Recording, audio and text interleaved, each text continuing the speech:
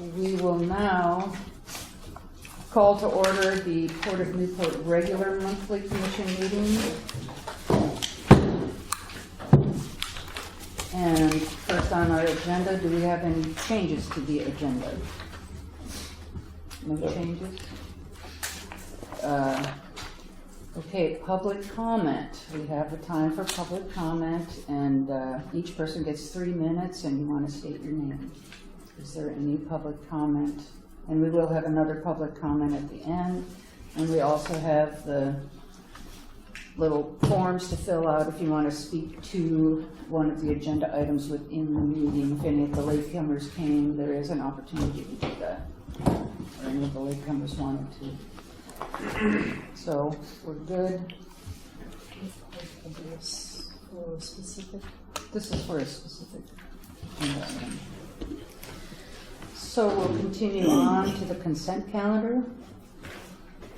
Any questions, comments on this consent calendar? Could I entertain a motion to approve? I move we accept the consent calendar as presented. Second. Any more discussion? All those in favor? Aye. Opposed? None? So on to 5 correspondent presentations. And that, the first item is the Energy Task Force letter that we received that was sent out by our congressional federal the senators and about the BOEM, trying to discover whether or not renewable energy is viable on the continental shelf and beyond and forward. And Paul and I were able to attend that meeting, and Walters, who's not here, and Jeff, right, was there. So there was a lot of information at that first meeting, and this letter speaks to the fact that there seemed to be a lack of input from the stakeholders in their plan, that we would be of their 4-stage process. The stakeholders on the coast would only be able to talk in the first and the last parts of their plan, and this, as I take it, ensures that we will be part of the entire process. Any comments? I guess I like the fact that we're going to try to have the meetings on the coast more and a little closer to home. I think that's good for everyone involved. That's all I really comment. Anyone else? No, just that this has the potential to be a very big issue in many different ways. Energy, fishing, environmental. So we'll be hearing a lot more about this. Yeah, and they will be continuing forward with their plan. Gail, nothing? No, just my belief is consistent with this letter to involve stakeholders in the whole process. Right, that's very important. So, B, the status of the draft amendments to the city's public parking policies. And we have an email from Derek Tokos with the city about the ongoing 3+ year parking study, and we have a staff report from Aaron on that, if you want to walk us through what's going on here. Sure, thank you. I'll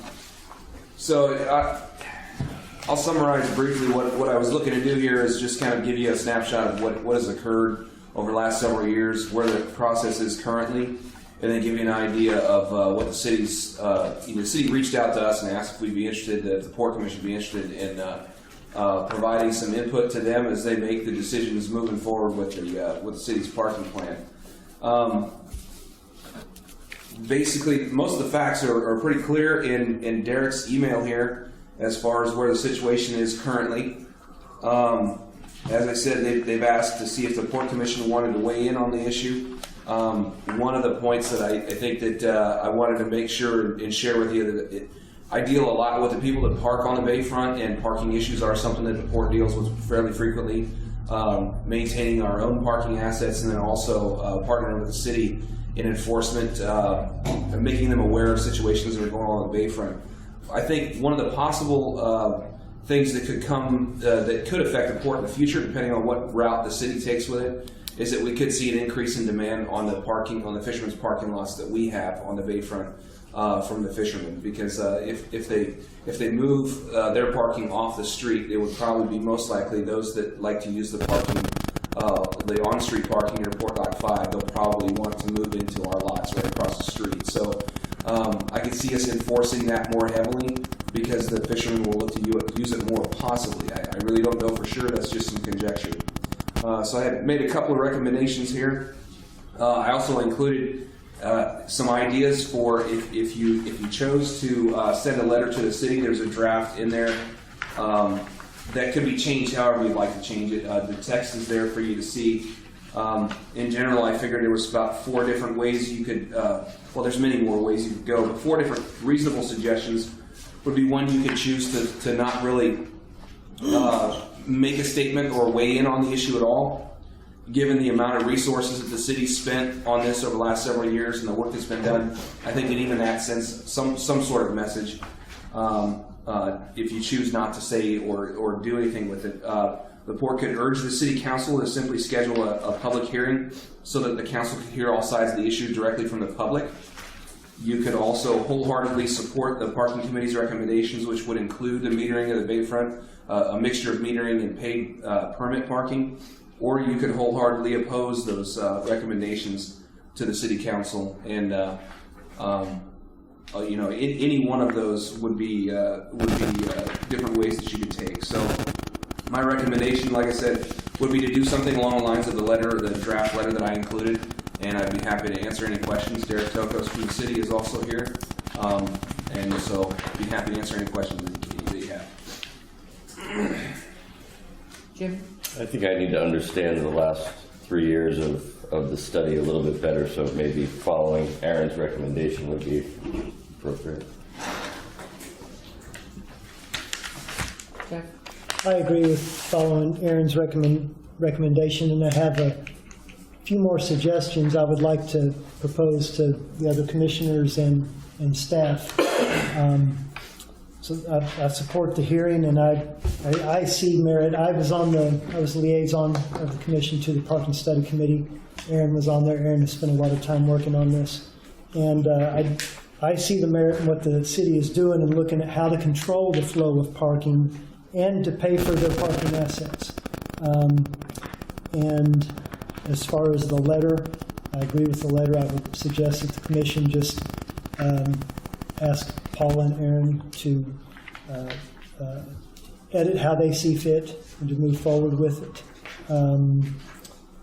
And I myself don't see that we would be ready for a more definite recommendation. There's a lot of controversy. There's a lot of feelings on both sides. A lot of people have an emotional reaction to metering, but then a lot of other people say, hey, this is going to provide benefits. So I think there's a lot more to flesh out before we get into a definite recommendation. And I wanted to make a suggestion that maybe Paula could work with Derek and the city to look at our specific part of this issue, and that would be more down on the east end with the fishermen. And if we move forward with metering, time limits, permits, what's the best way forward? Maybe vet some of that specifically just for the port and the city, maybe even involve the Commercial Fisheries Users Group at some point, and try to figure out some win-win-win so that there may be some specific options, maybe with the permit. The idea has been floated that the fisherman's parking permit, could that also be used to park on for the city permit instead of having 2 permits? Right now, also the port's paying into the parking district. Would we continue to do that, or have sort of this be a replacement of it? And how would that look, and what would be appropriate? So I just wanted to see what people, if we were to go through some of those steps, it might be easier to make a more definite recommendation. So I just kind of wanted to see what negative people thought about those. Gil? Well, I'm new to this issue. I haven't paid attention to the whole, except to know it's been an ongoing major issue for decades, right? This isn't a new issue. Question about, it seems like parking at the meters is one of the major questions. Are there other policies that are also major questions besides the meter? And if it's meters, the question is, what rate do you charge for meters, right? I mean, was that part of the discussion? I mean, you can charge 5 cents an hour or $1 an hour, right? And it can make a big difference in how people use those spaces. Just, again, I'm going to be good at asking questions here for the first few meetings. One last question. Has the port been engaged in this issue formally for the last 2 or 3 years? Often? Okay. Two commissioner and staff were part of the committee, so. We're part of the committee. Okay.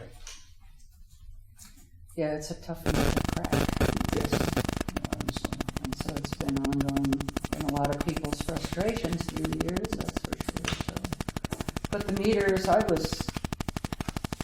the only thing that I've learned, and I agree with the consensus here, that the letter would be perfect to send as you see fit to edit it.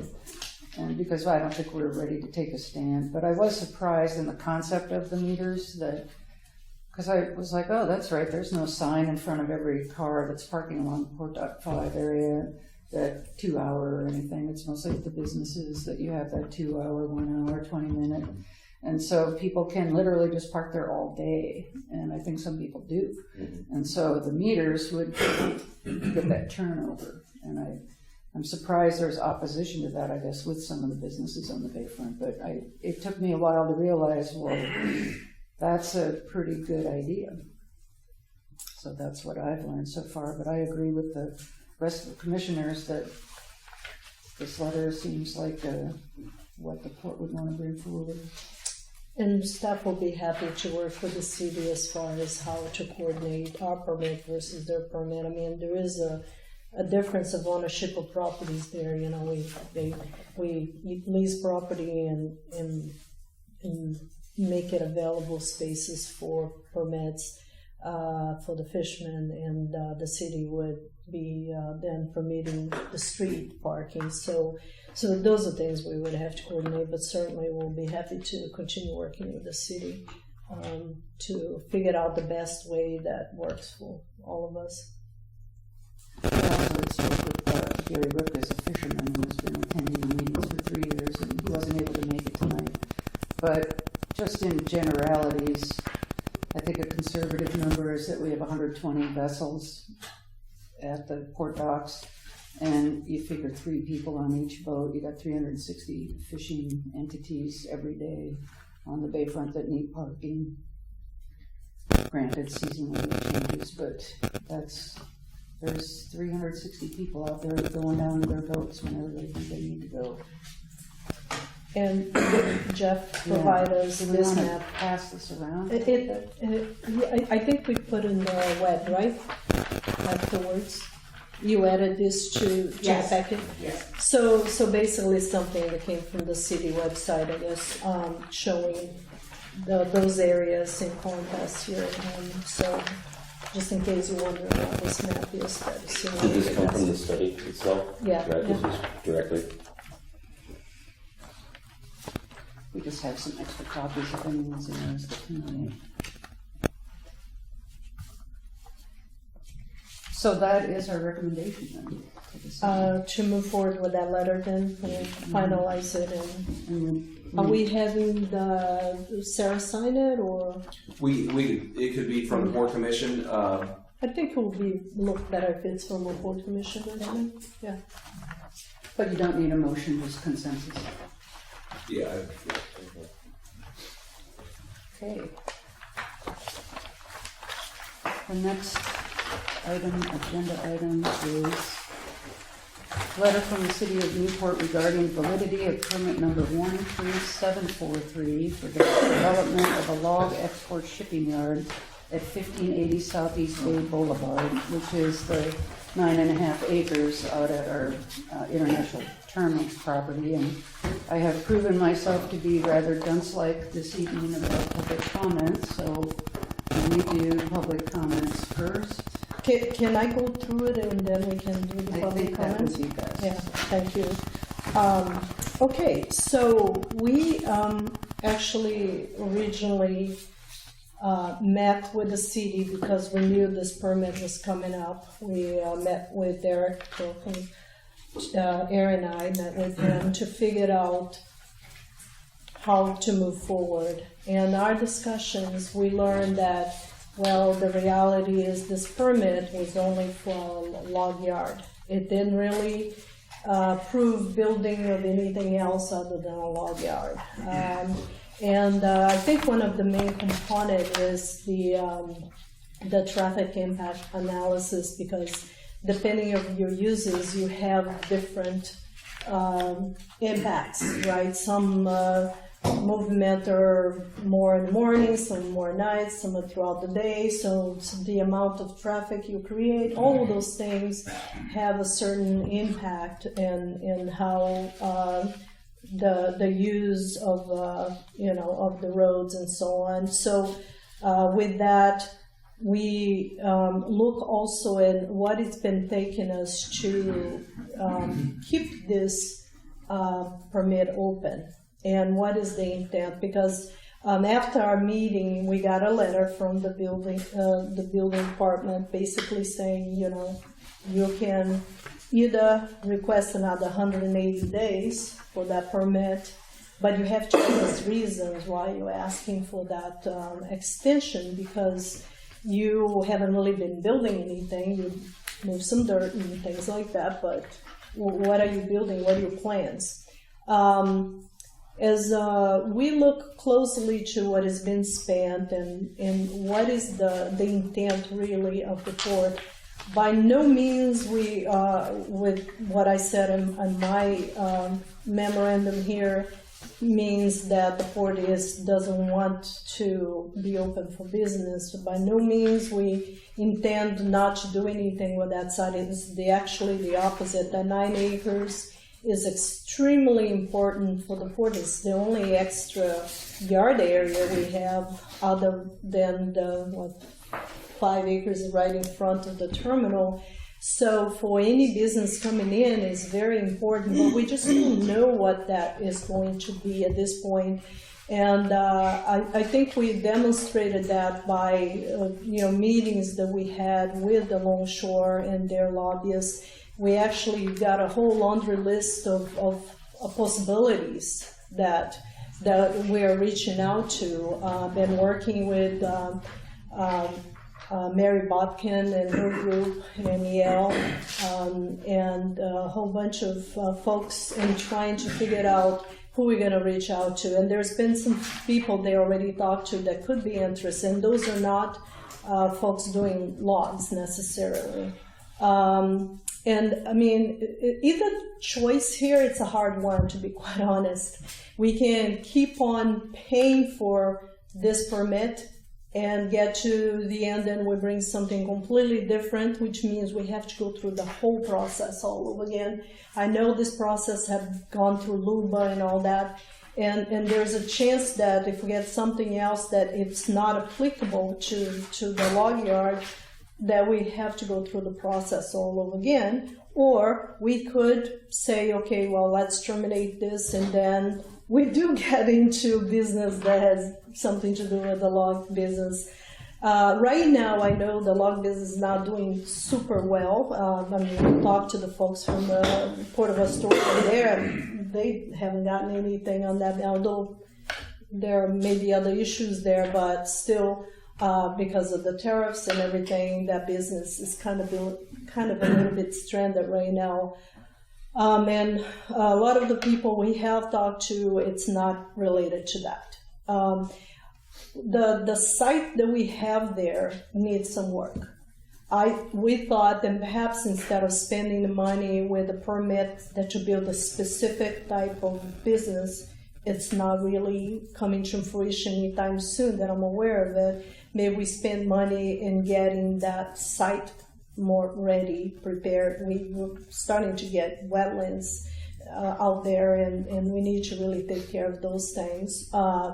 And we certainly have been working and trying to figure out ways to make that site, working with Rhonda's too, Evan is here today, and maybe find some sort of partnership to utilize all that property around the terminal for the benefit of everyone. But the intent is still there to continue looking for that business. And if there is an easy way and process to just move forward from the permit we have, it's a building permit, to something else that we're to build, it's no-brainer. So that the decision is not that easy. We still have a couple permits for that site for other work besides building a specific area, a specific yard of some kind. So I don't feel one way or another, to be quite honest. I don't want to pass on the image that we're not open for business. I know we got an email from Commissioner Walter Chuck, and he is a little bit concerned because I understand we have gone through a lot of costs in putting this permit together. And I also spoke to Yael Fogarty this afternoon, and he is a bit concerned that we're sending the wrong message. And I just, again, want to be very specific that it's not sending the message that we're not open for business. This is just saying that we don't have specific plans for a log yard. And that's why I put the recommendation that I did. But again, if we want to try to go another 180 days and see if the city can extend that, with the concept that we'll see what it comes out of this folks that we're reaching out to, that could be a solution as well. My understanding is only the funds that we spend on the permit and then on movement of any dirt and things like that is what we're not getting back. The SDCs, as it was listed on the page that I gave you, according to Derek, we should be able to get those funds back if we don't move forward with the project. So that's almost more like a way of financing, for future users of our system. So whatever projects we create, we're going to have to pay SDCs no matter what. So we could get the money back now and then figure out what we'll do later and have to still pay for in the future, or we can continue doing this, and if we decided not to move forward, then we get the SDCs back at that point. So again, whatever recommendation I have here is based on facts. So it's really entirely up to the commissioners what, we do not want to send the message that we're not open for business, that's for sure. Thank you, Paula. Sorry for such a long. Well, it's complicated, and I just would like to say that it is getting to be wetlandy-like, and it's very unused, and some of this money would be well spent to improve the property itself. I think is important, because we need every penny we can get, and I think that we would gain a lot from using the money that we'll get back to put into that property to make it more shovel ready, or at least start to corral and contain wetlands that will just get bigger. And so I think that it's a double thing. We've tried, it's been 2.5, 3 years that we've been doing this to keep it 3 going. years, And nothing has come of any use for that property, and now logging seems to be on a real downturn, which is cyclical. So I see great benefit in using this money that we would get back in improving that property, which would make it more viable for someone to use. And if I may just add, first of all, that also doesn't mean that we're closing business with any possibility of continue business with Teven Brothers in the future. Right. They do other business besides logs. If we find opportunities that we need a third party to help us, maybe something we may reach out to them or somebody else similarly. This does not close the doors for that at all. That's not the intent. And the other thing is, Derek Pope has been kind enough to come to the meeting today. So if you have any questions about that permit, he should be available to answer questions, I believe. Okay, Jim. So I guess the one thing in the language from Joseph Lees, at this point in time, we cannot provide a proposed timeline for construction. We don't have a Right, specific there's nothing there, project. so No. it's kind of hard to justify that. Again, we could have kept it open for another 180 days and see if something comes along, but that may be different. I don't know. It could be an option, so we don't lose that opportunity. But Well, there's money that can go back into other projects. I don't disagree with that. I think that's a good way to look at it. Comments? You? I didn't know if there's an order here. Yes, I'm the order here. Yeah, you decide an order. Okay. That's a lot of power. Okay. So I have, again, questions.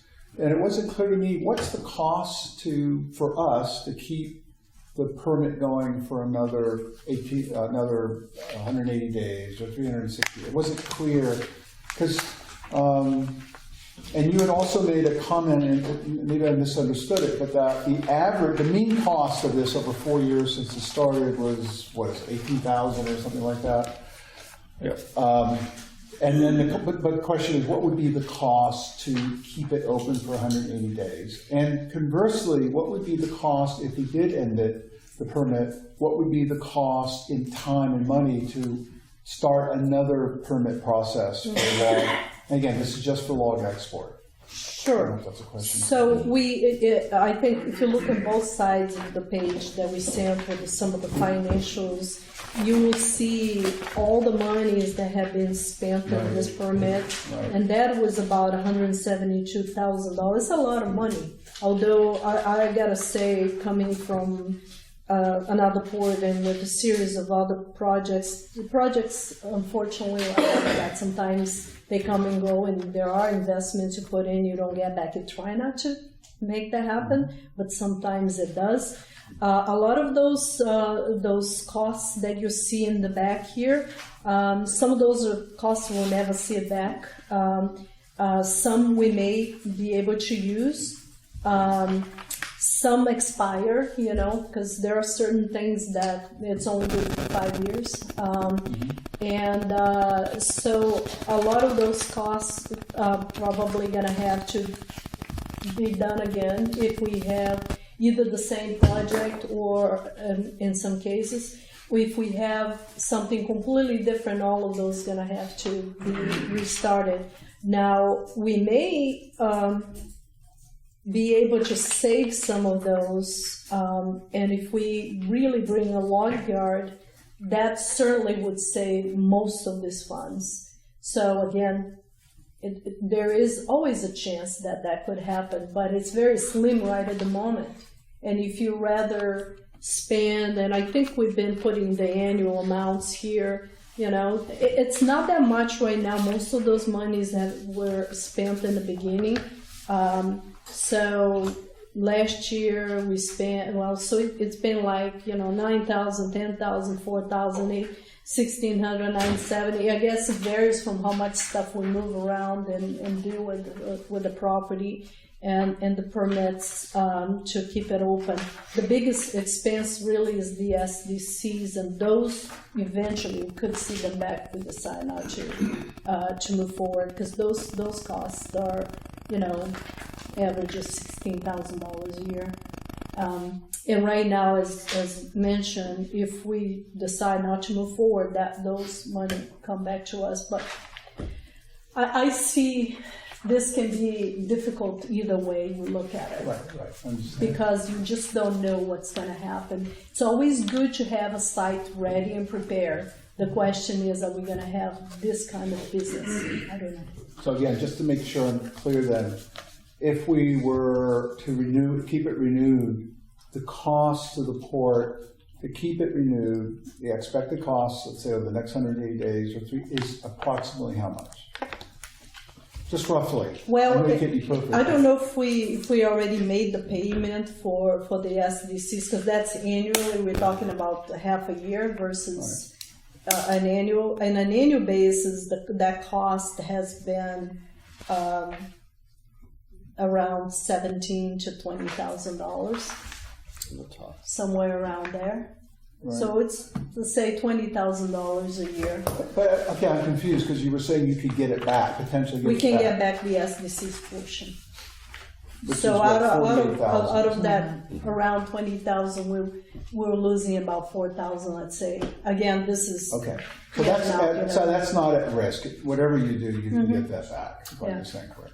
Unless you go for it. Does that sound about right Is that there? right? Yeah, I guess I have a few things I mentioned. Again, Derek, City Newport.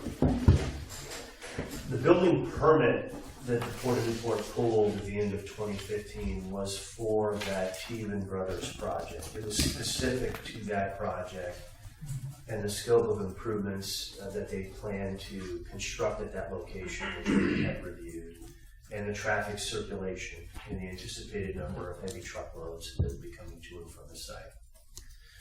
That's what the traffic impact analysis was about, and the reason the port pulled that permit in December of 2015 is that traffic impact analysis, which predated that, was going to expire. And they didn't want it to expire, so they pulled the building permit, which then means you had to pay for the full system development charges, which were then put through a payment program. And the payment plan, as we have it outlined in here on the development charges, was a little over $8,100 every 6 months that you've been paying in installment payments on your SDCs. I think the total bill on the SDCs was a little over $117,000. The system development charges were payable because of the anticipated impacts of the project. If the project doesn't happen, we're obligated to refund those dollars to you. Okay. And so those would come back. The $3,600 or $3,800 or so that you paid for building permit plan review, that's gone. We perform the plan review services and so that stuff is gone. The issue we have is that under the state structural codes that we're obligated to implement, once we issue a building permit, the person who pulled or the entity that pulled that building permit is obligated to make progress on that permit, or the permit will expire. You know, we've done our best, and we've been trying to work with the port on this. We're now 3.5 years into this, and nothing has really happened. You've moved a little bit of dirt every 6 months to try to keep it going. The structural code actually does require the person or the entity that pulled the permit to justify these extensions. So we're really at the point now where we need to know, do you intend to proceed with that project or not? If not, then the permit will expire. That does not mean that another industrial project couldn't happen there. If another industrial project is in the works on that site and it ends up generating more than 10 heavy truck trips per day, then the traffic impact analysis will have to be done again. That's not a use review on our end. That's an impact of the heavy truck traffic and whether or not any improvements to the system are needed as a result of that. And if it was the same kind of general heavy truck traffic in terms of the number of trips coming to and from the site, then I would expect the results of that process to be very similar, which were a modest number of improvements, mostly just along where the driveway approach off of Bay Boulevard extends into the property to improve vision clearance. And I think the other work that was required as part of that process was taken care of by Lincoln County on Bay Boulevard. So, you know, that's just kind of where we're at. And so really what we have in front of you is, and you're not obligated to make a decision tonight. We did ask that we hear from you by the end of October. is whether or not you intend to proceed with this, and then we need some justification for the delay. It does not need to be extensive, but if there's some explanation, we all kind of know why the delay happened, but just brief explanation for the delay and the schedule you'd be looking at in terms of moving forward. If not, you want to just go ahead and let it expire, it'll expire, and we'll refund the system development charge payments that have been made to the city. So there's really no harm in us waiting another month. Correct. Seems like that's Would we have the to- wise thing to do. Would we be scratching dirt to maintain and this? Not within a month. No, is Yeah, that- we asked for a response by the end of October. I understand you'll have one more meeting before that if you want to take some additional time. That was my point.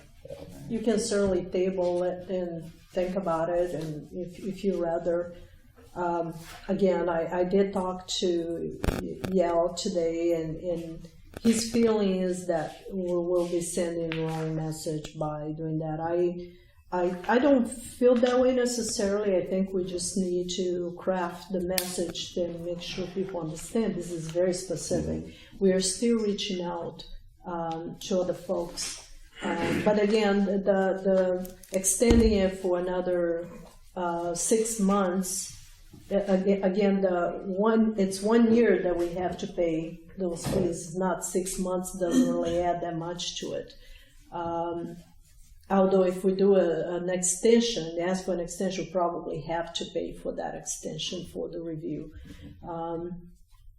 It may be worth a while, but I can go either way. Right. Really, this is a very tricky one because we are dealing with some folks that are very passionate about that site, and it depends what message you want to send. Is worth paying for and continue. And I know I put it in my report that maybe terminating is the best option at this point, but. I talked to a lot of folks since, and I'm on the fence. Right. I think the fact that you're on the fence and that we have another month, and right now we cannot provide a timeline for construction, and we can't really provide reasons for delays, is what the city is asking for us, from us. But perhaps 1 month of thinking about this, it might still be the same outcome. It probably will be the same outcome, but we don't have to write it today. I'm just kind of throwing that out there for discussion. Jeff, we haven't heard from you. I'm okay waiting a month. I'm not sure what's going to change. It seems to me that we can't really genuinely say we're going to move forward on this project in this timeline.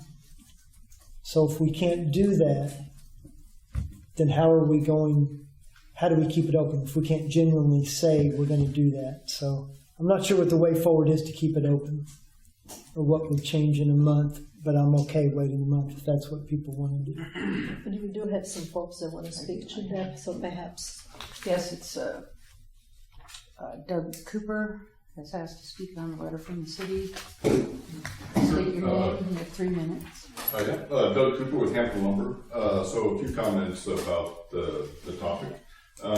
Having been pretty closely engaged, with the commission for the last 5 years on the development of the terminal and the potential for there being a log shipping facility there, it was a bit of a surprise to read in the letter that the permit actually requires that specific project and a log shipping use to be the point of the permit. So I've never really heard that being expressed through all the promotion and pursuit of opportunities by the general manager at that time and some of the commission members.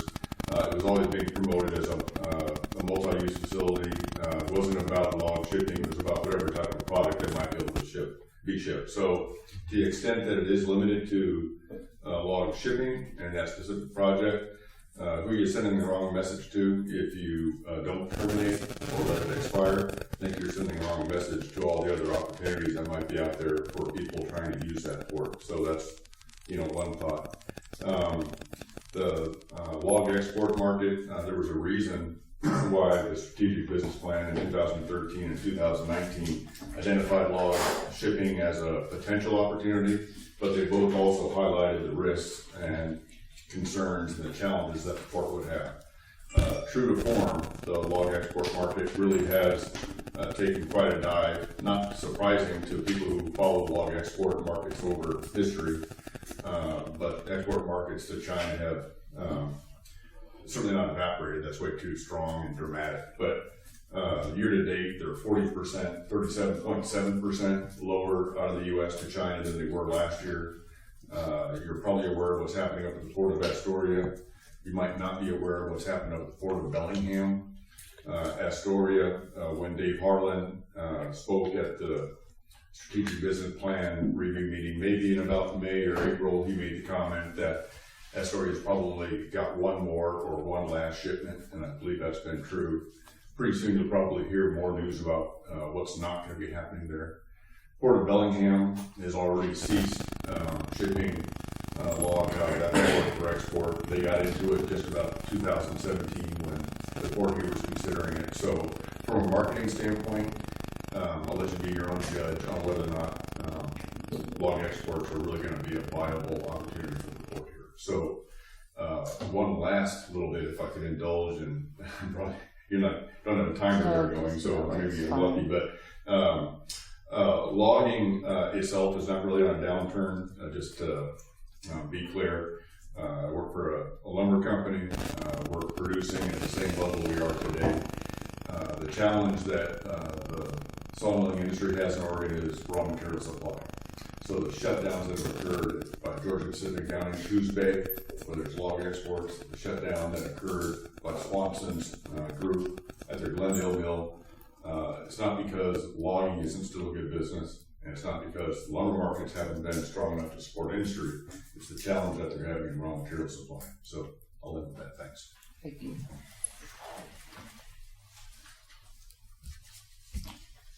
Well, this has a recommended kind of a action built into it, but You can table it if you I'm know. hearing a consensus from the group that I can go with a that. month isn't gonna make or break anything, and we could discover more facts and take into account what was just talked about on the other side of things. This was interesting information. So I guess we are recommending tabling it. Thank you. And thank you, Gary.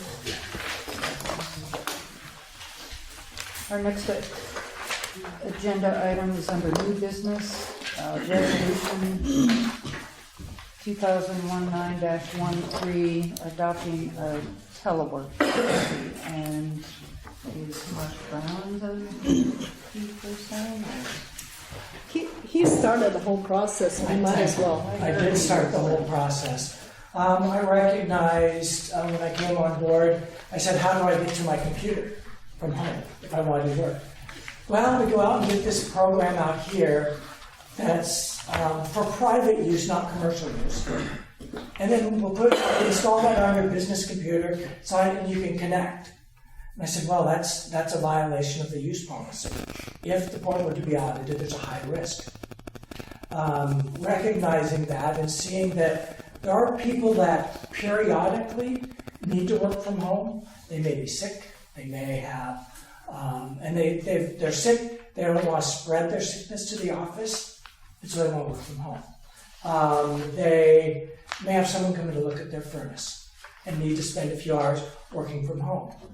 This isn't for someone to, every Wednesday and Thursday, I'm going to go work from home. This is, you coordinate with your supervisors. Supervisor says yes. You can do that based on your job description, based on your duties. So the front desk person here would not be a candidate for teleworking because he has to be face-to-face with the customers. So what this policy does essentially says, we're going to use licensed tools to do telework. We're going to make sure that that connection is secure so that no one can get onto the port systems and mess with them. And then you're going to secure those from your family. That's essentially what this policy states. And we're asking for adoption because it's appropriate that when we do have people doing this, we have the right securities in place and the correct licensed software to do the job. So that you use this personal software, someone might come in the side door with that personal software. With the correctly licensed software, creates a virtual private network. So it's a direct pipeline to our servers, and no one can get in that pipeline. And some of us do attend conferences occasionally, and sometimes we still want to be able to access our emails at work and other documents. And just for your information, this policy has been ran by our attorney. So I grabbed the state's telework policy. It had telework, telecommute, stripped out the telecommute information, and then added in some of the requirements that were recommended.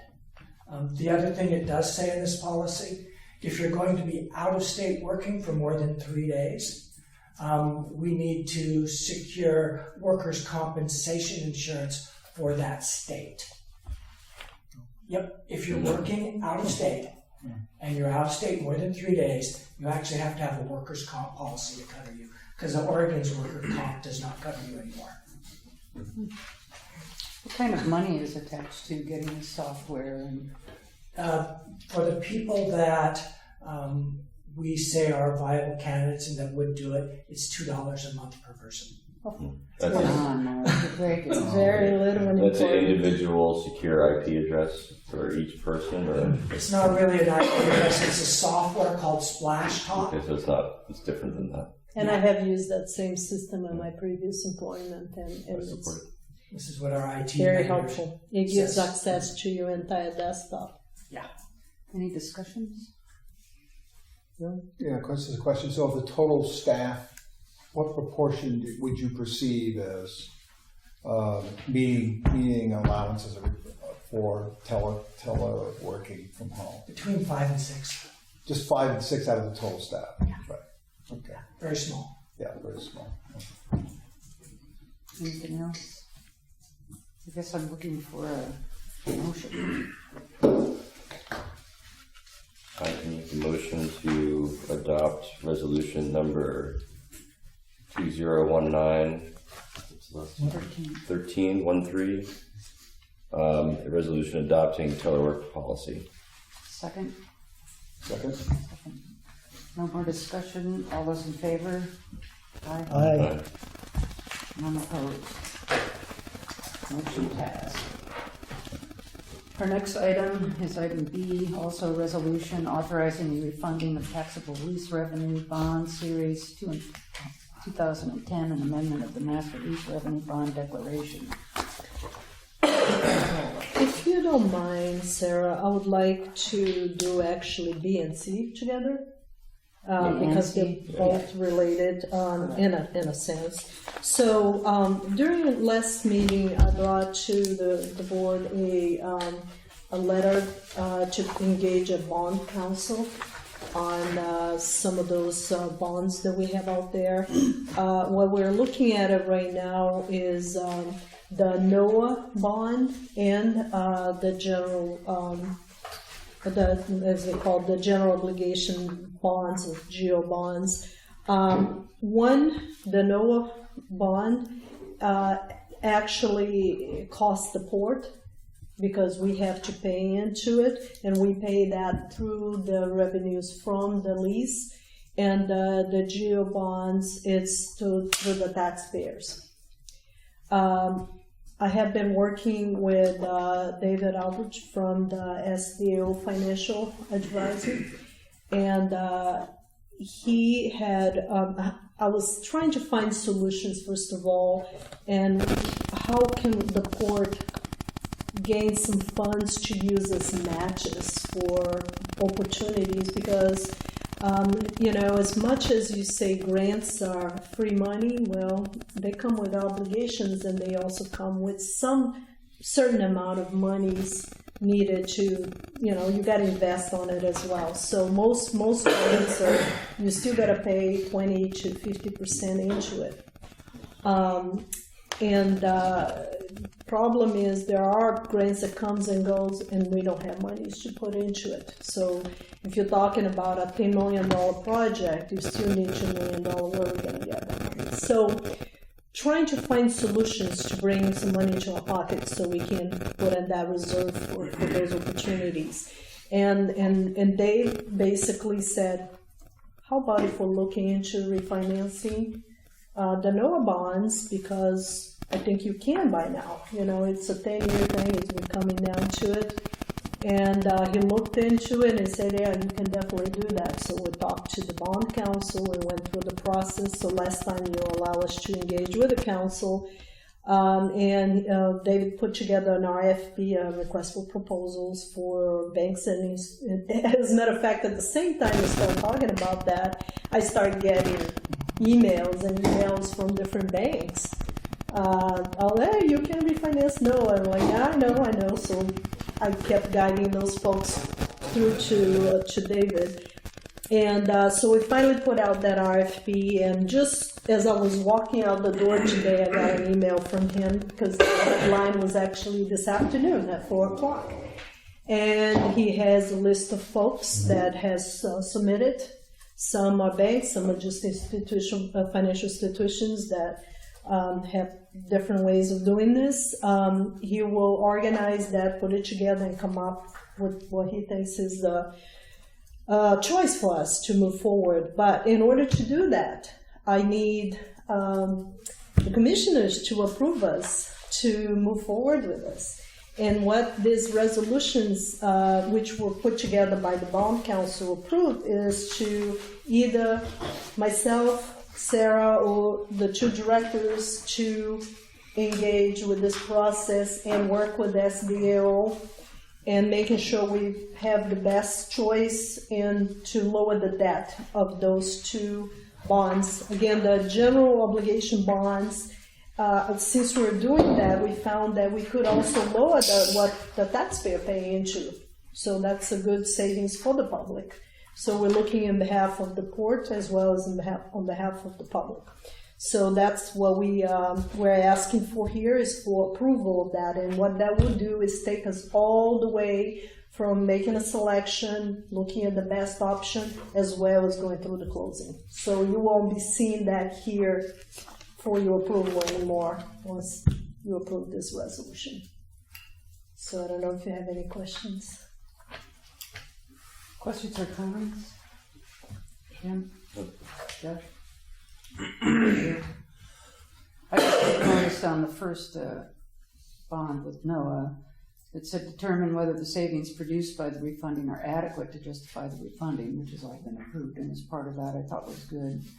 And the bond that will be refunding and appointed verifying agent and stuff. But I thought it was good that it's worth everyone's time to justify doing this. So. And we're probably looking into somewhere around over a couple $100,000 per year, which it's about $2 million in the lifetime of the at least the NOAA bond.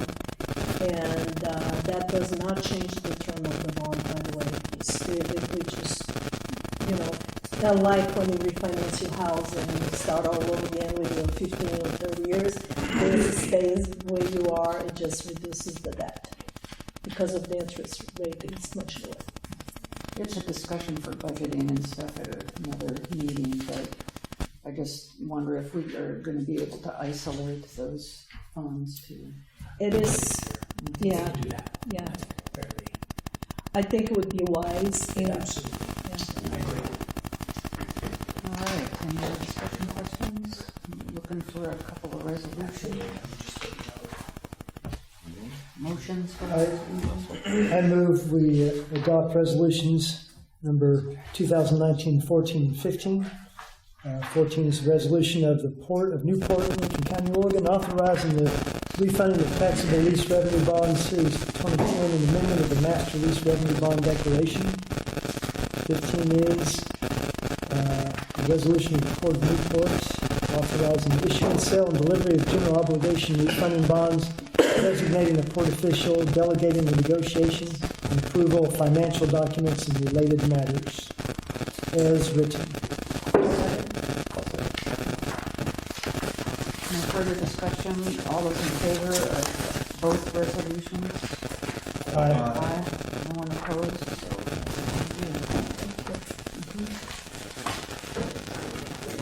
We're down to old business, items in the consent calendar, there were none, accounts paid. Hopefully we've had time to look at our accounts paid, any questions? Mark, or anything on that?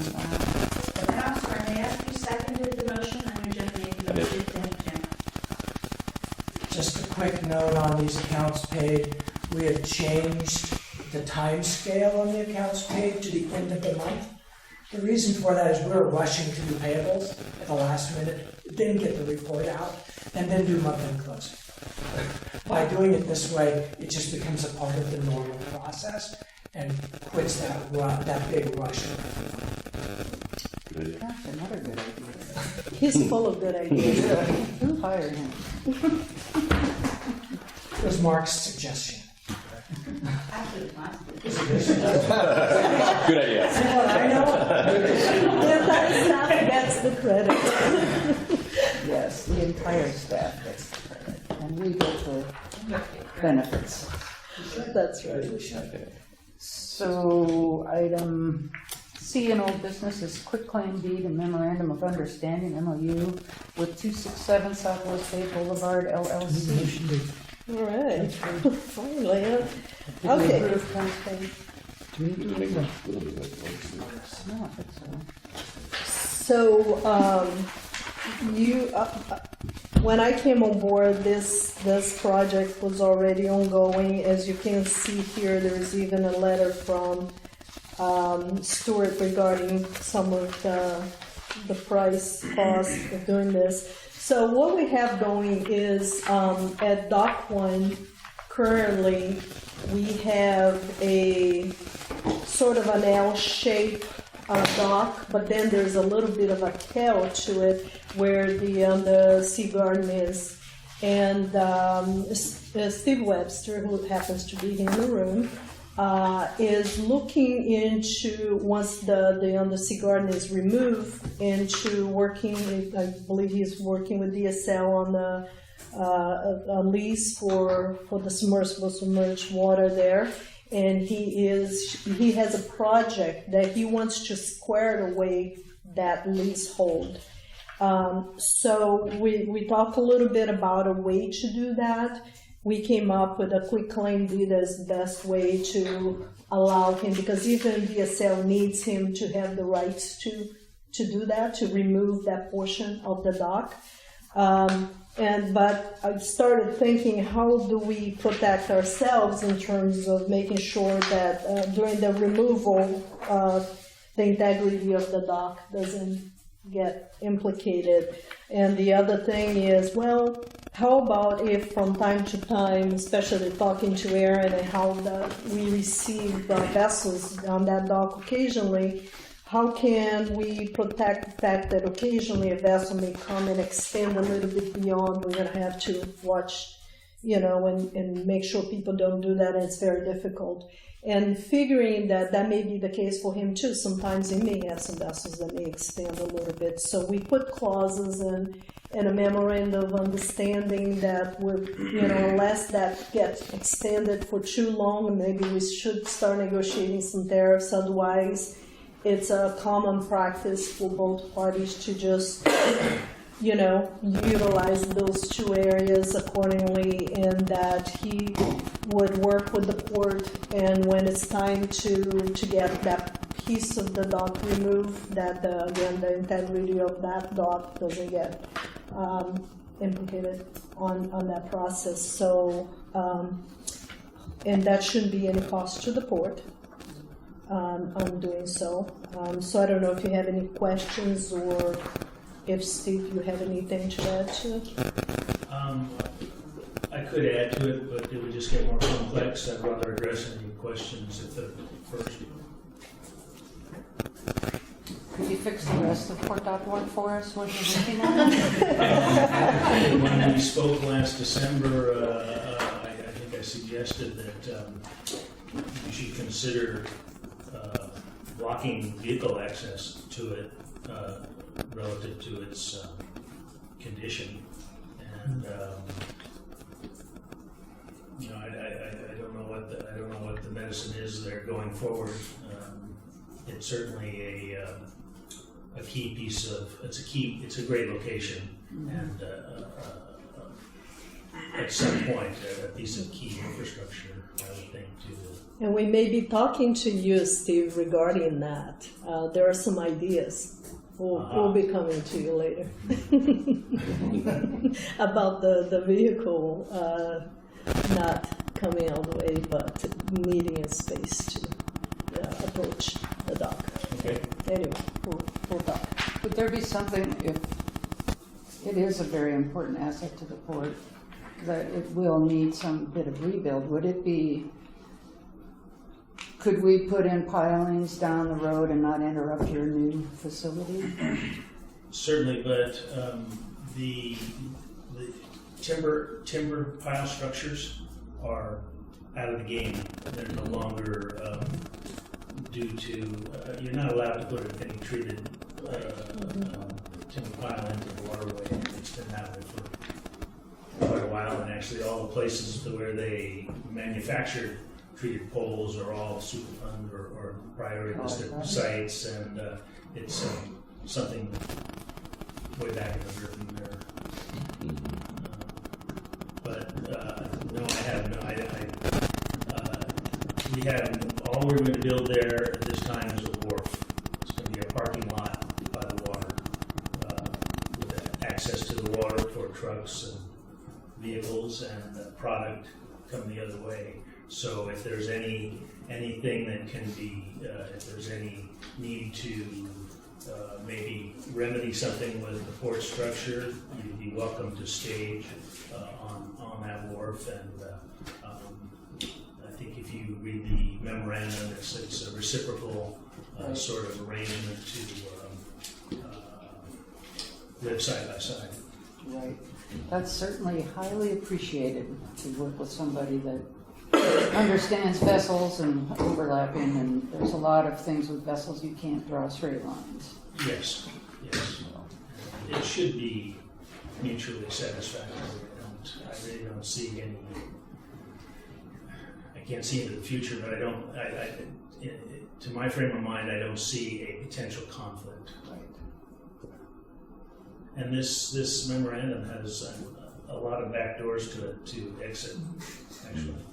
Yeah, if we're not happy with how it's going either way, we can. Yeah, there was a lot of open doors. Yeah.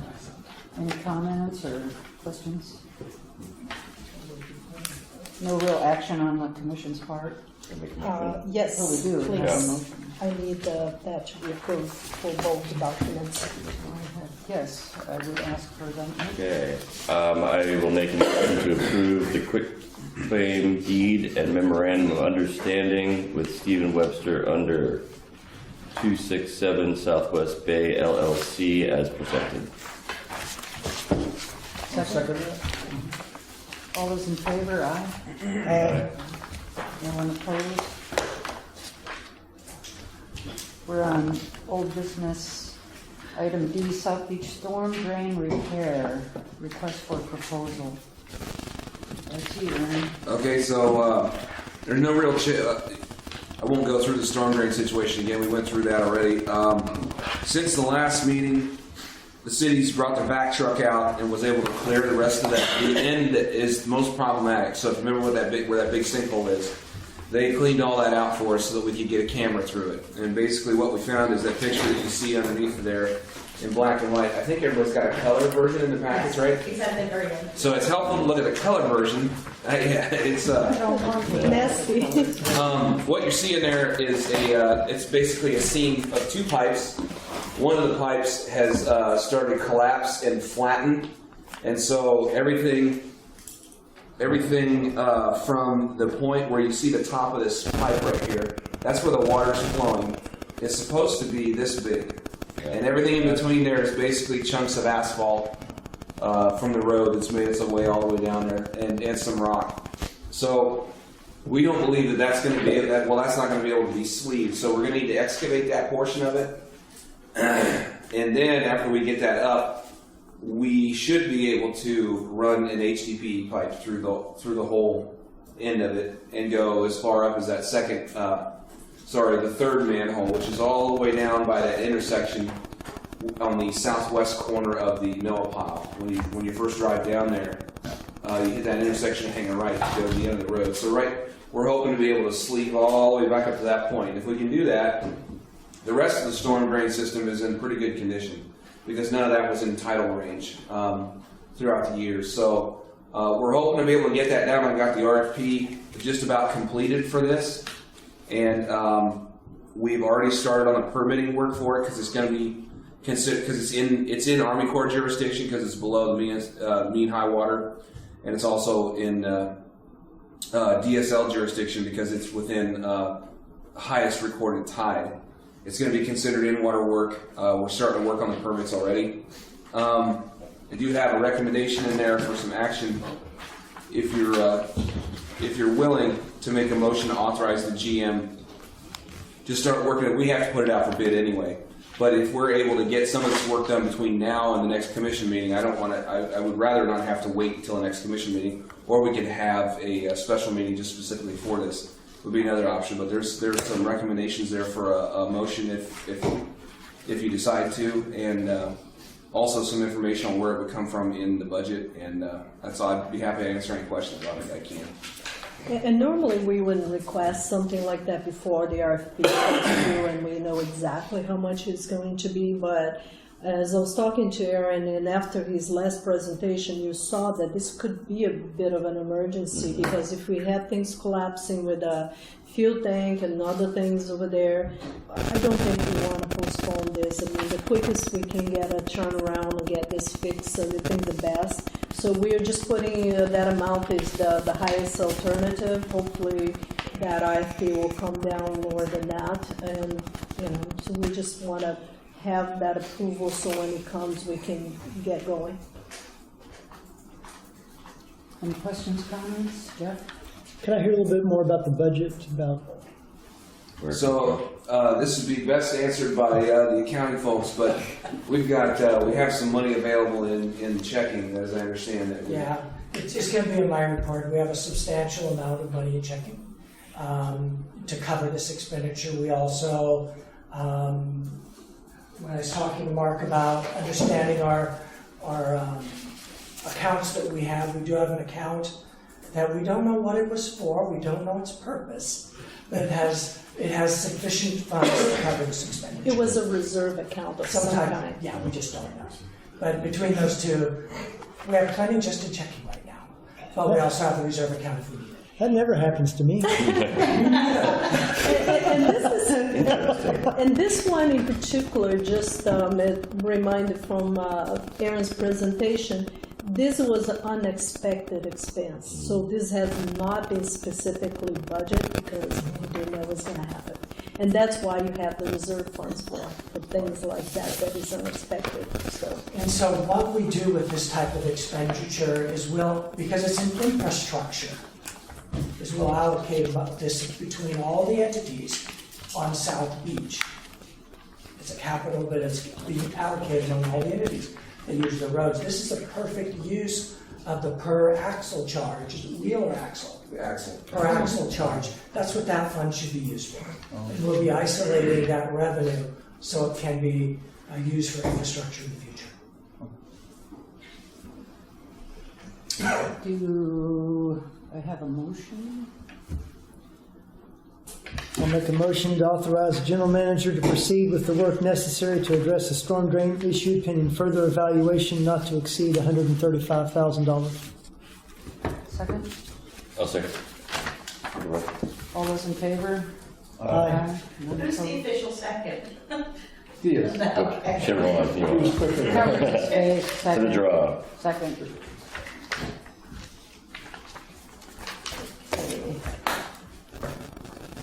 Now we're at resolution for setting rates, fees, and charges, and this is on the South Beach. Yes, Rates and page, charges only. specifically page 88 through 90 is South Beach. I understand there was a previous resolution back when the other rates were approved, but the South Beach was left in question. Okay, so we have finalized the rates for South Beach starting October 1, and would like to get these going. It is I believe, a 5% across the board increase. Except for the RV park, which we looked at market rates, compared market rates in order to adjust our prices in the RV park. What percent did they go up? All over. They're all over the place in the RV park. One of the things we're trying to address in the RV park is our long-term tenants, especially in the wintertime, because we can get some less than stellar people there that want to be there long-term. So another policy or decision that we're sort of implementing is if the RV is older than 10 years, it's subject to a visual inspection. So if they come in and they have bent ladders, or their windows are out, or what have you, they're subject to refusal. Because you get those tenants in and they're hard to get out. They don't like to pay sometimes, and they can be poor tenants. So that's something else that we're trying to address with this. Okay, questions, comments? Yeah. So just a question on, most of these were 5% rates. Is that, if you look historically, is that what the port has typically done on an annual basis? I mean, how was your thinking in determining rate increases, not just this year, but how this balances off across other years? So it's interesting you ask that question. So my understanding is that's a typical rate increase for the marina. So what I've been doing with some of my time is analyzing what is the cost to run our South Beach marina specifically. And I've got it down to, okay, so we have live-ins, called LABs, and what those do is they pay an extra $84 in order to live aboard their vessel. Then what is the electricity and water and sewage cost on these? Well, the average per month cost per slip is $45 for electricity. And we don't capture that anywhere because about 87% of the tenants use electrical based on the day we did our survey. So it's going to vary someday. So that's just that's lost expenditures for us that they're using. We don't meter. We don't have a way to turn on and off that electricity at each individual station. There are systems that allow that. That's something we might look at in the future. But that's something that, in reviewing the rates, many ports, if you want to use our electricity, that's fine. We have a turn-on fee, $15 to turn on. So they go press a button for $15. And then you're going to pay a $45 a month fee, or $43, to use our electricity and water. That's something we should consider in the future. We don't have the systems in place right now to address that issue though. So you're trying to address it through the 5% increase? We do it partly on through the average. increase. I can tell you right now, with our given rate structure, with this increase, we are losing money on semi-annual and annual mortgage holders up to a certain length. Then we start making money. We offer a 79% discount for annual mortgage holders in the South Beach area. 79%. We're paying them to be here. But not, as long as they're a certain length, we're okay. Yeah. But it doesn't,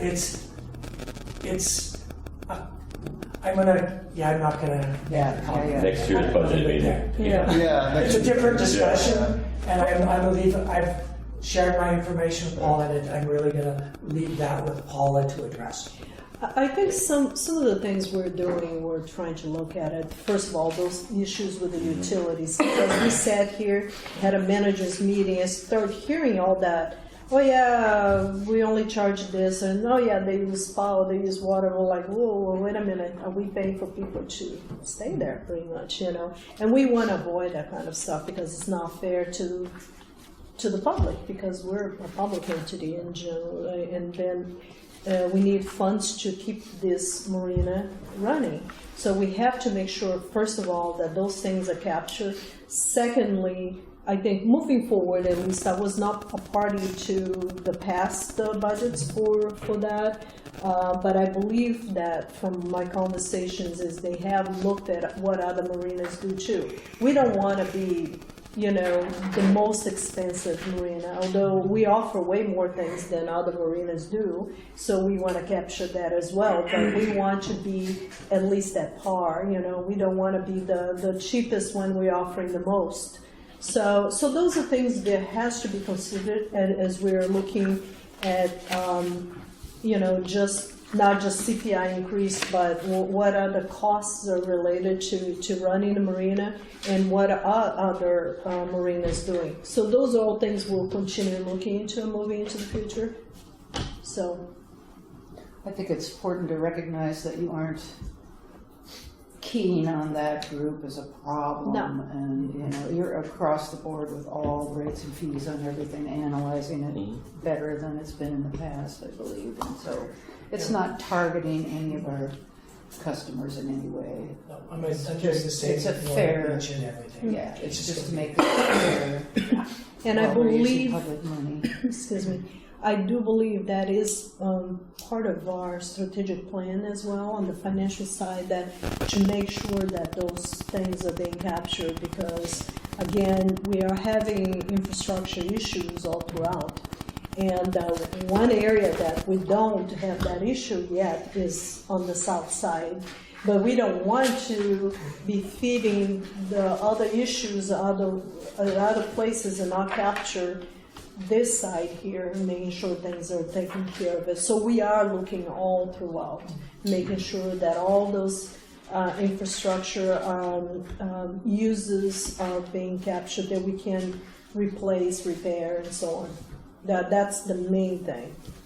And we want to make sure also that the South Beach, being the recreational area, isn't supporting the rest of the marinas, because Oregon Marine Board looks very unfavorably on True, that. too.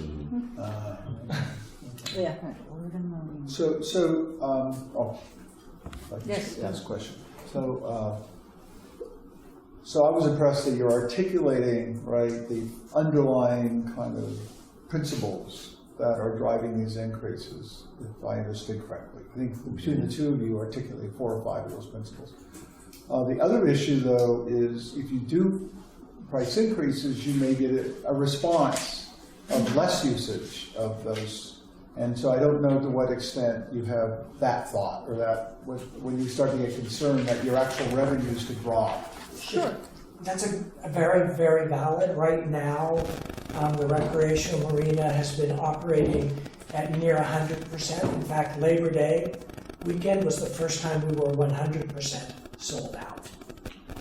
So we haven't had a drop yet, but I always am concerned about it. But that's why when you're doing that, we make sure that we compare with what other marinas, because you got to look at your competition. If we increase to this, you know, are people going to leave? You know, you may lose a couple people here and there, but are they going away in droves? You know, because if you start being way more expensive than others, you may, and those are things to keep into consideration. I think the ideal here is to look and slowly catch up with things that we haven't. You know, not do an increase from here to here, and see how people react to that. And if we find, okay, I think we reach our roof here, then we're done. Well, let's stay steady now You know, mostly keep up with CPI adjustments and so. Any other comments, questions? I guess I am looking for a motion on this, and the number is 16, 19-16. I can make a motion to approve Port of Newport resolution number 2019-16, a resolution setting rates, fees, and charges. A second? Second. All those in favor? Aye. Aye. No one opposed? Give me a moment if you don't mind. Jim moved, Jeff second. Yep. Yes, 4-0, and I just want to verify the number, because we had 2019. I think we had 13 was the Tumblr policies, Correct. 13, Yeah. 14 and 15 were the Bonds. bonds, 16, Yeah. is that where we are? Yep. Yeah. I just want to make sure that I have it right too.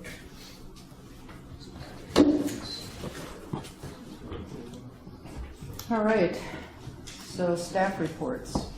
Director of Finance and Business, Mark. Good evening.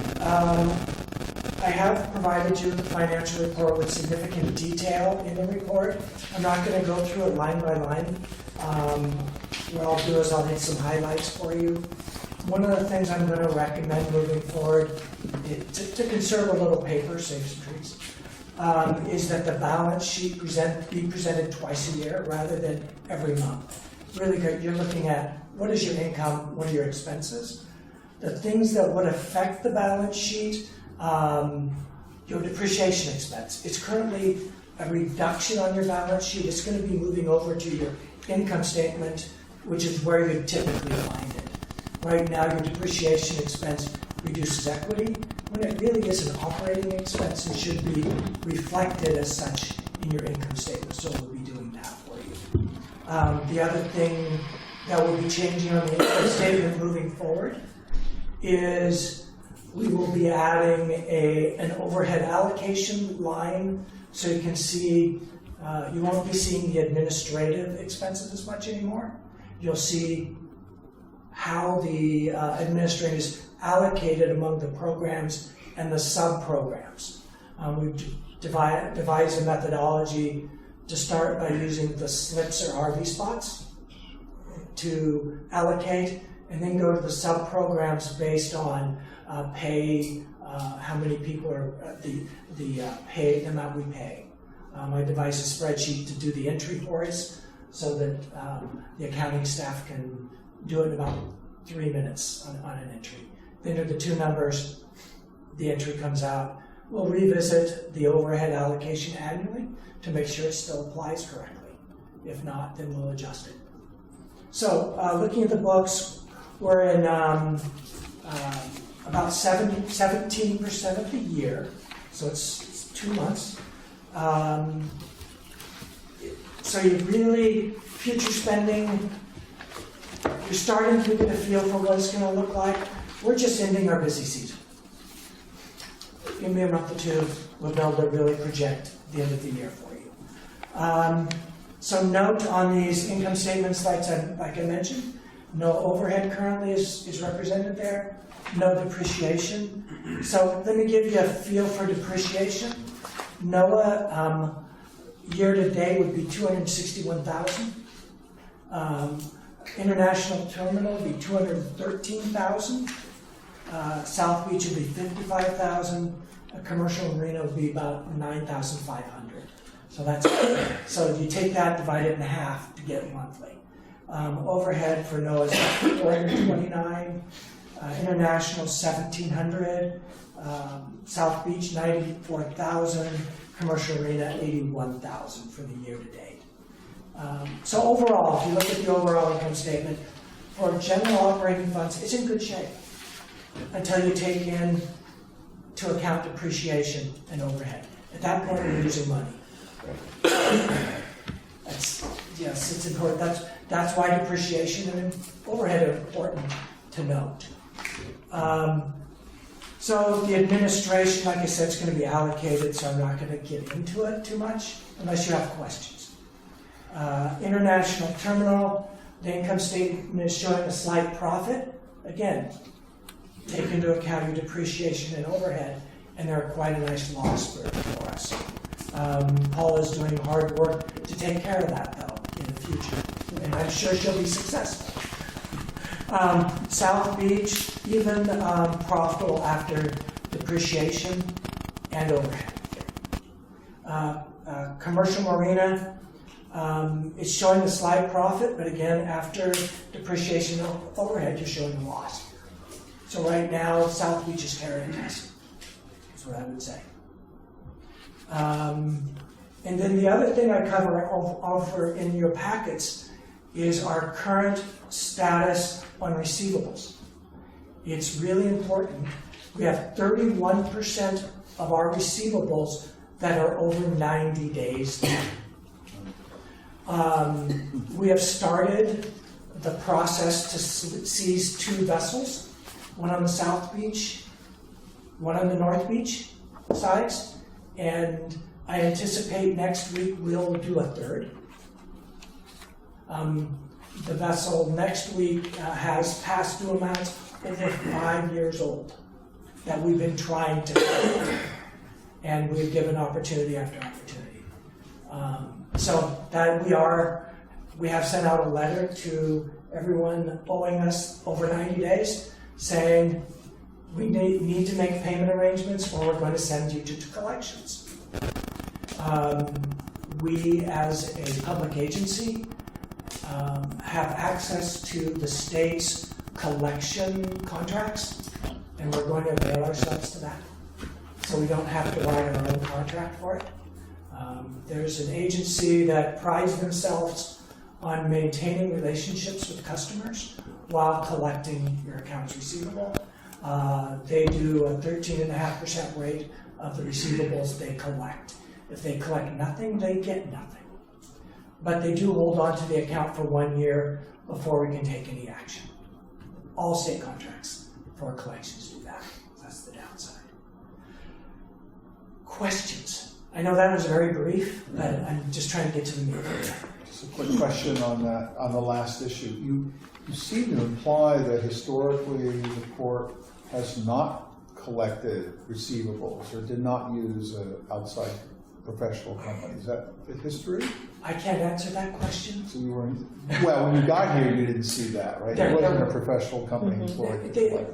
Because the staffing was so dire, it's been difficult just to complete their own jobs, let alone to add this to it. And so me coming on board, I can focus on that and focus on what do we need to do, what are our next steps, which is what I've been able to do. I know Paula has some comments too. No, I'm basically just want to second that. Yeah, I would put no blame on the staff and the accounting staff and why those things weren't completed. It literally is just a lack of people to do the job. It's been, shortage of folks everywhere you look at it for a long time, and I think that now that both Mark and I are here, we can take some of those things or have some focus and look at the strategy plan and really focus on what things we're not doing, and the fact that you go 3, 4, 5 years without collecting from someone sends a horrible message because others okay, no, they're not paying and they're not doing anything about it. I'm going to pay everybody but the port. And that happens all through across every port. Trust me, I came from a port that we had the same exactly thing. The fact that you don't push people, they were always the last one to get paid. So you got to implement something like that and make sure people understand you mean business. It's very important. I just remember from my previous port, as we hired someone to really get things seriously and look into late fees and all that, guess what? There were a couple $100,000 in late fees that weren't being collected. And we have the same issue here. Yeah. we are implementing late fees and interest charges on accounts overdue 31 days or more. So it's very important that we look into all of that. So, and Mark's been doing a great job in looking at all those areas that we haven't looked at before because staff was just busy getting the work done, not the everyday work. So yeah, it's been great. You might want to consider start to wear Good work. hoodies occasionally. Yeah, that's why I'm in Walmart right now. Oh, uh-oh. It's Yeah, it's hard. It's a different story, yeah. So, yeah, like I said, we haven't been collecting interest charges or late fees. We are going to do so for those past due 31 days or more. Current average to pay is 57 point something days, and that's just not. We need to do something. Wait, current average 57, what's that? 57.5 average days to pay. That includes people that have prepaid. So the average mortgage customer that is in a commercial, NIT, a lessee, this excludes South Beach. South Beach, such a separate receipt, is 57.5 days average from the day they are invoiced to the day they pay the port. And no late fees, so And no late it's an easy thing for them. It's time for change. So, Yeah, it's the public trust in the public money. When does the clock start? When it's mailed out? when their due date hits. So it's due on the 1st of October. You can expect to see your cash 57.5 days later. So we mail the invoice September 1. It's due October 1. November 27th, we're going to see our payment. So I know the invoicing's been behind, but it doesn't have anything to do with that. It has to do with the due date. Okay. Everything to do with the due date. Good question. Good And question. for whoever's listening, that doesn't mean that you can do that from now on. 'Cause we're changing it. We're working on That it. is no longer acceptable. We need money to fix things. That's how we end up. Exactly. So even if we could get half of our past due, that helps pay for the infrastructure. You know, it's important. And I recognize that importance. Great. And the occupancy report? So, mentioned earlier, we've been extremely busy. First time in the history that the South Beach office supervisor recognizes that we sold out the South Beach Marina. So that's quite amazing. It continues to be very busy at the RV park. Fishing season keeps getting extended. Although the Marina RV Park is down a little bit versus 2.31%. You can say that's statistically probably not a large variance or variance. It could be a site was not available to be used for an issue. The annex is up, and the drive camp is down significantly at 18.9%. It's the one, we don't provide electricity, we don't provide dump, we don't provide water. So yeah, they complain about the prices a little bit there, and I don't think we raised the prices in that particular case. I'd have to look back to see what we did for sure. But in general, we're doing well at the park. We're going to start seeing the drop October 1 in occupancy. It's a typical pattern for the RV park. Traffic flow too. Traffic flow? Traffic flow in town Oh, mirrors yeah, that. true. Well, Good point. any questions, comments? Thanks, Chuck. Yes, thank you for all of that information. And so Director of Operations report, Aaron? The bulk of this month, I think I said something similar last month, but it increased again this month. My interaction with the EDA answering specific questions. So basically, you can take that to mean that they're down toward the actual doing of the work of the finalizing the grant award for the Port Lock 5 Pier project. That was the first couple weeks of the month. I'd say in the last week. Now it's undergoing legal review. I just talked to them yesterday. Previously, they had said that they figured they would probably get the word on the grant one way or the other to us during the month of September. When I talked to him yesterday, he said it looks like it'll be sometime in the month of October. So I've been maintaining contact with our engineers to keep them aware of wherever the process is, and keeping in touch with the city because we have a building permit that we're waiting to hear back from them on the project. The permit itself won't get pulled until the work actually gets ready to go off, but we should be seeing something on that permit here, on the building permit here soon.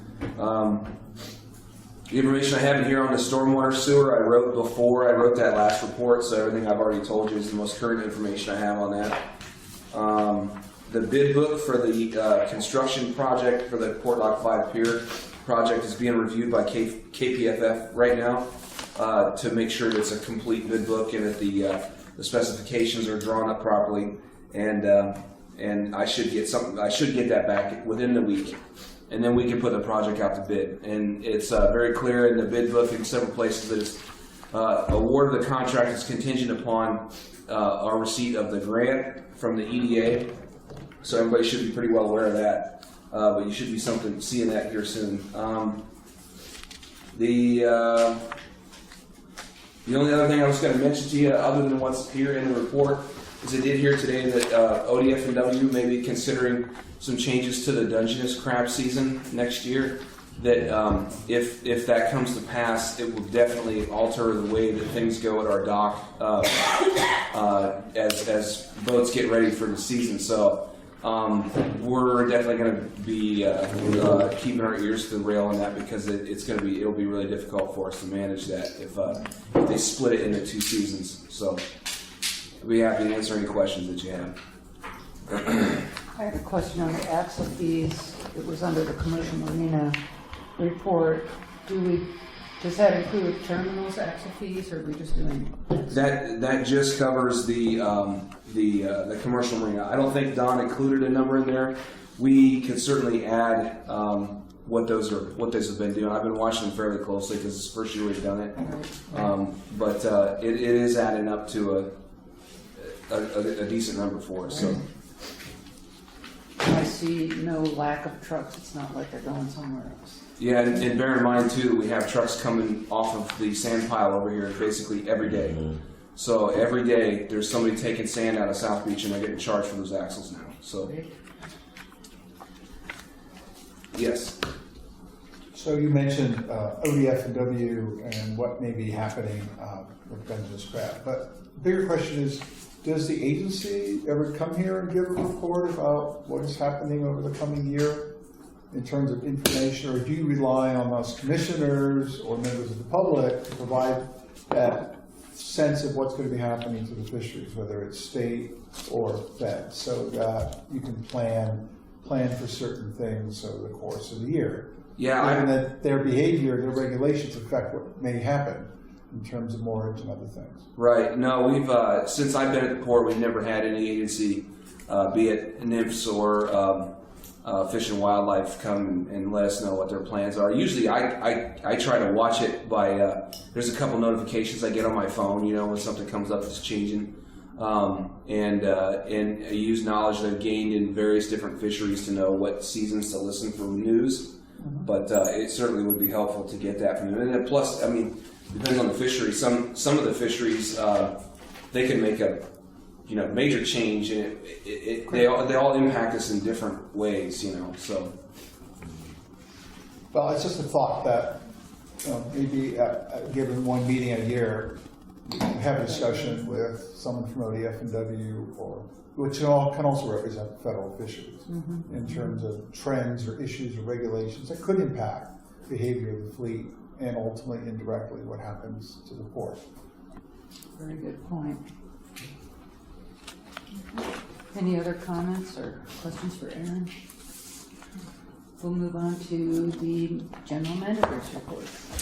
Yeah, so I think, you have most of it here in writing. I'm just going to hit the highlights. A lot of these items, we actually went through them today, like the bonds and the State Webster Port Dock 1 issue. I think mainly some of my focus, first of all, it's obviously, welcoming Mark Brown on board and throwing stuff at him. Making sure that we financially we have some guidance and where things are heading, and I really truly appreciate his insights on what's going on so far. He's been a good study and have taken hit the road running really, and it's been good to have that interaction and trying to figure out, a good path moving forward. So the other thing I've been really focusing on is trying to figure out new business. So I did meet with Mary Botkin, the lobbyist for the Longshore, and Yale Fogarty and a group of his friends came over. We kind of tried to lay out a possibility, prospect businesses that could use the international terminal. And as we're sitting there, Mary is putting down a whole list of folks to reach out. They follow up that with an email to all those people introducing me to them. We already got some good feedback, so there may be some opportunity. People, okay, that would be a great place to do this kind of business. So we're still, going through that process and seeing what can work and how to work with them. Just the knowledge that the port, it's not a full terminal operator. I mean, we don't have a lot of the infrastructure that some of the ports would. So in some cases, as we find some of those possibilities, we may have to reach out to maybe a third party, operator, someone similar to, Tivim Brothers that may be willing to put the money, or the port would have to come up with funds to put some of those infrastructure. Some things you're gonna need to. It's a matter of how we craft all of that. And of course, we haven't forgotten about, the concerns from the commercial fishermen. I'm trying to figure out first what is out there, how can we work with these people, what are their needs? And I did tell Heather from Midwater that once we have a better idea, we'll sit down and go over and trying to really figure out the timelines of things. The other option, the other things that I've been trying to do is talk to OSU and a possibility of maybe using their dock for times when it's very busy, then where we could manage, people, some of the vessels that would go to the other side. If we are having a larger vessel coming in, how can we structure that? I'm trying to, I met with Bob Cohen at OSU, but apparently he's not the one who manages the dock here. It's managed by Corvallis. He introduced me to the terminal manager here, so we've been exchanging emails. We're going to try to have a meeting and see, if there are opportunities there to work together. Again, figured out ways to work with everyone. I don't know how it's going to work, if it's going to work, but at least it's worth a try, and then we will continue to reach out to those business opportunity because it's quite important if we want to keep our infrastructure running, that we find new businesses, because just the tariffs, fees, and so on, it's not penciling out enough to take care of things. Sarah and I have been on the radio on the 10th. Angel, did we post that to our website? We'll post it tomorrow, actually. Okay, so we're posting that to our website in case anybody wants to listen to me and Sarah. It was fun,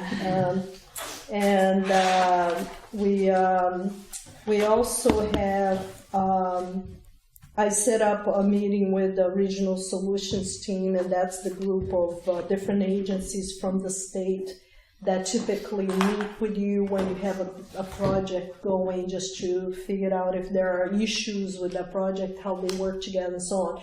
Obviously, we don't have a specific project other than possibly Dock 5, but that's a federal funding. It's a bit different, but if we need, but even then, we may have some questions there because we are dealing with DSL and some of those folks too. But we would like to have them come here first because I'm new and Sarah's new to being a president of the board, so she's coming along, and we probably could have one more commissioner attending.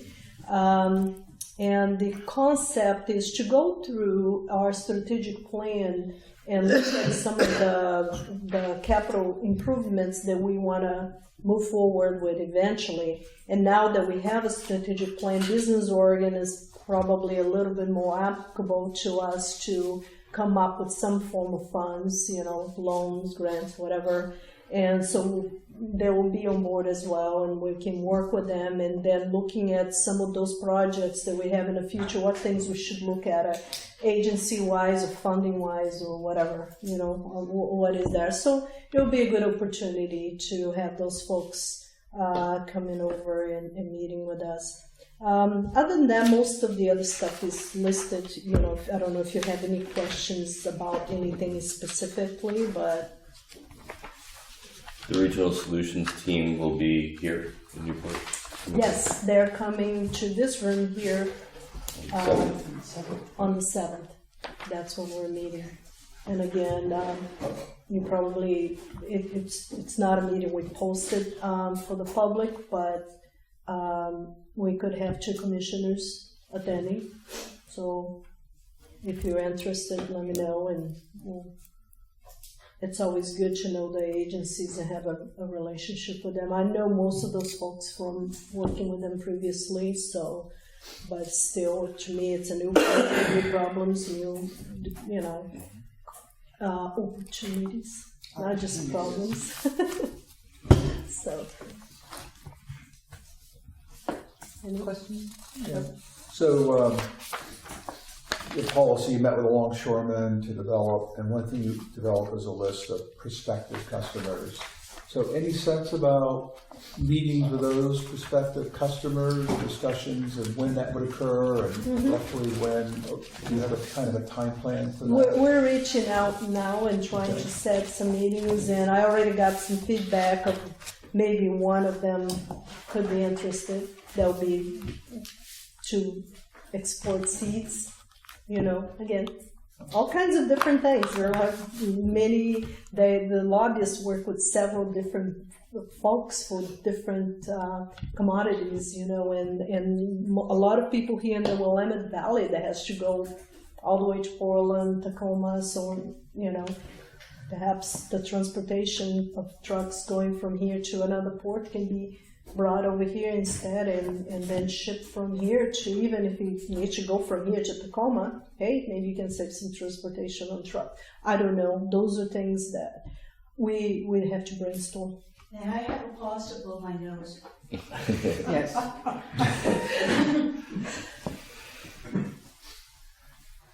Everyone plug their ears.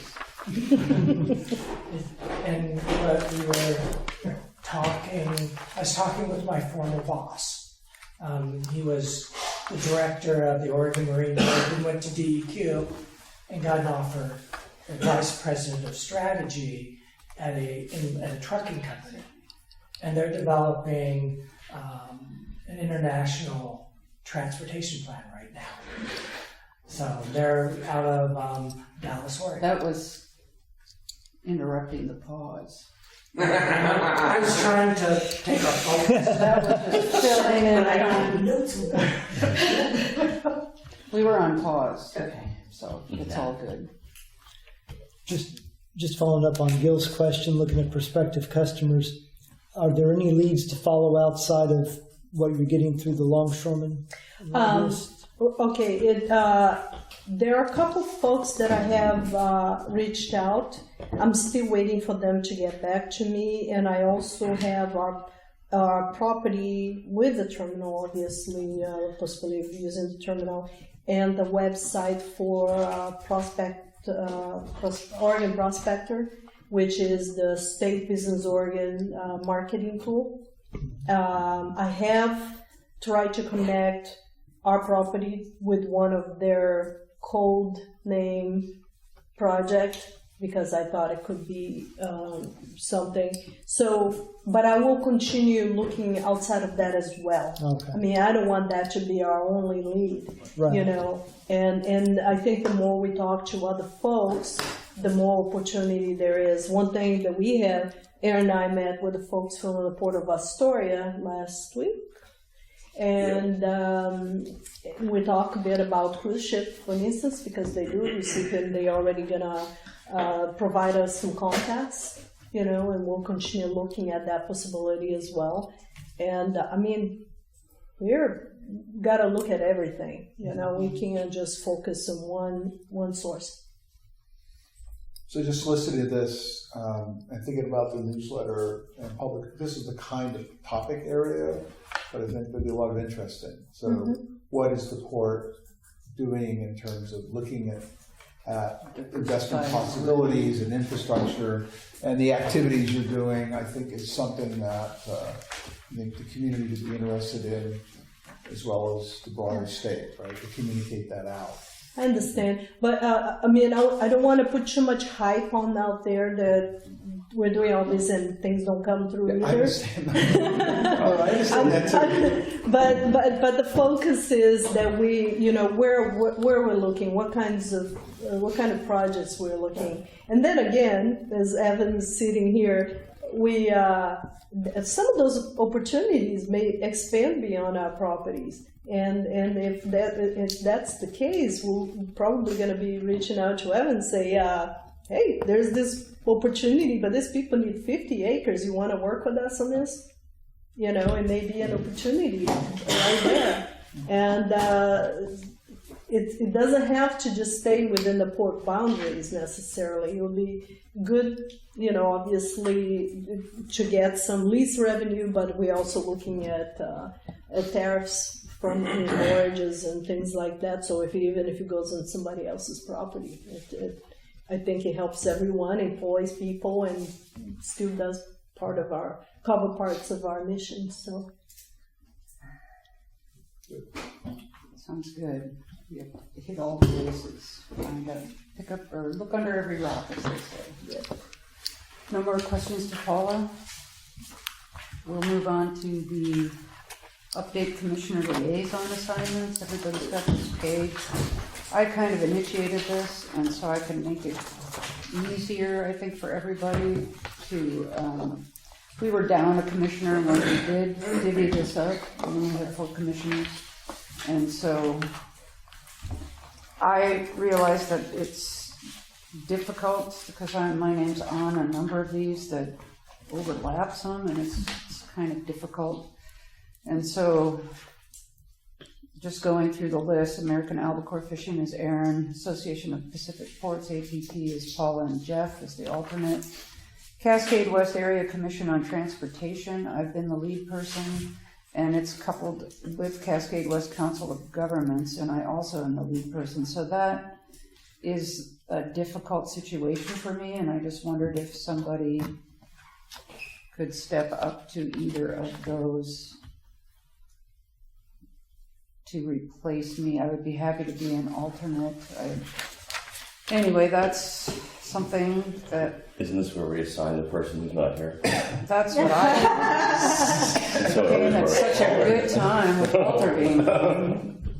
But Walter's already the alternate for yeah. one of them. Walter's already the alternate. And Walter also has a number of these things, but that's kind of, I need to be relieved of one of those, to be honest, and I certainly will put all of my energy into what I can do, but I know how much I can do. So, Cascade West Area Commission on Transportation, you can either drive to Albany or attend a video A conferencing. video tool. conferencing tool. Is that monthly? Karen, could you help me out? That's what I'm trying to think, because I don't think it's monthly. I think it's bi-monthly. Yeah. I think it's bi-monthly, and a lot of the stuff doesn't necessarily pertain to us, and yet it is the I think that is transportation. quarterly. Yeah, I know, it's not that often, Right. but they really need people who will attend. Yeah. Right. Because that's one of the issues with that committee, sometimes they're calling everybody to say they're gonna be there. Right. Well, they run out of, they don't have, a full board there, and, It isn't that often. and it has to be an elected official, specifically for the, Council of the, Governments. yeah. How often do they meet? Do you remember? Or the Council of Governments. They're both called. I could try this one on for a while. Number 3. We should Do you want me switch to find more places. information? about I'd that? like to have some more information. Right. So that's a tentative. Cascades West Economic Development is Paula. Commercial Fishing User Group is myself and Jim as the alternate. DASOPS or CPP Procurement Services is Aaron and Mark Harris. Would that change to To Mark Brown, Mark Brown? or it's still you?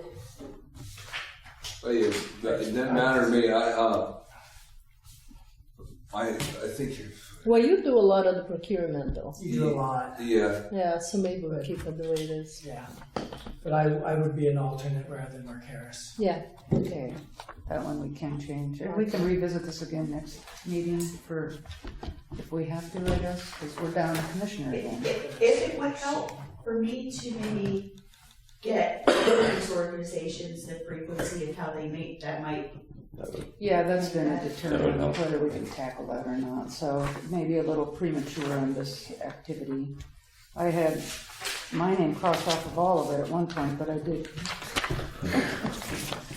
So, just to go through it while we're here, the Mid-Coast Watershed is Jim Burke, and that's a pretty easygoing thing. That Great probably won't meeting. change. The Chamber, I try to go with Paula occasionally, at least once a month. Economic Development Alliance of Lincoln County is Paula and Aaron. The City Council, I didn't realize the City Council met as often as they did. And I didn't realize that there was a lot on the agendas at those meetings, so that's something that we'll be revisiting as to who has to help shoulder that. And the Maybe you Newport can Vision. tag team in that one. I'm thinking it's gonna be a tag team or 3. That's his fault. And, Who would you like to see it over there? Someone can replace me if they want. Go for it. and so the other one that might be easy is Newport Vision 2040 Advisory Committee, and I did enjoy going to the one meeting that I went to, and I'm interested in it, but Gil, you've kind of been ground floor with that group. That's right, so I'm on that group, so I'd be glad to take it. All right, Gil. Perfect. Gil gets It a works out. star It's a by win-win his scenario. name, and I'd be happy to be the alternate if you didn't want to. You're I'll be the familiar with alternate. it, so be the alternate. Can I just add, Gil, you may want to check to make sure, because each spot in the Vision 2040 has specific stakeholder representation. Oh. So you might actually have to determine whether you need to move from what you formerly represented, I think it was to Oregon State University, and whether you want to be the port representative.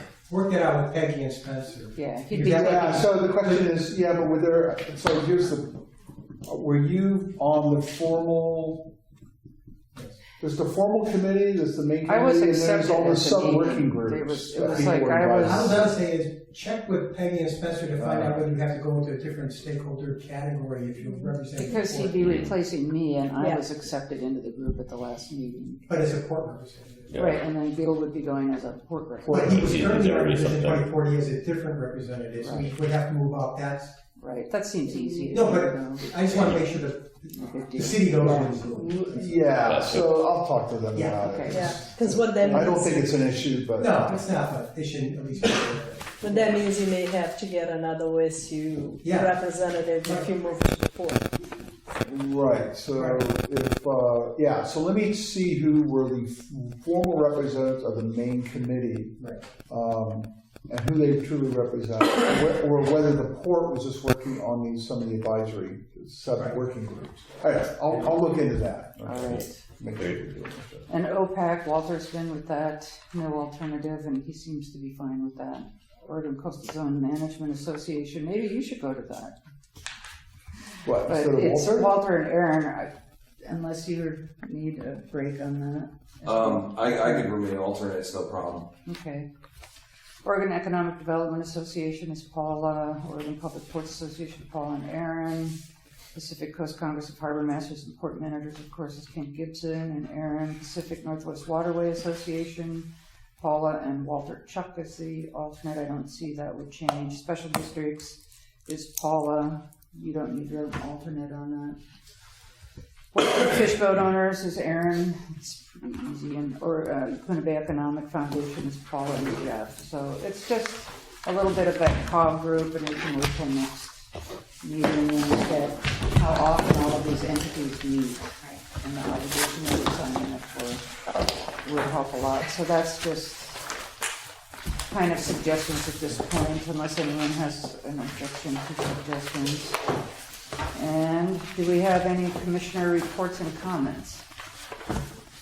Jeff? So I had asked for an agenda item to be put on this month, but then when I heard Walter wasn't going to be here, I said, well, maybe we'll take it off. And that was just to go through the main items that we have in a fiscal year for the commission and kind of review them, since nobody but Walter's been through a normal year as a commissioner, really. Yeah. The biggest bulk of the items being going from, and Paula sent me a list, going from February through June or July, however, starting with general manager review and the goal setting into the budget items.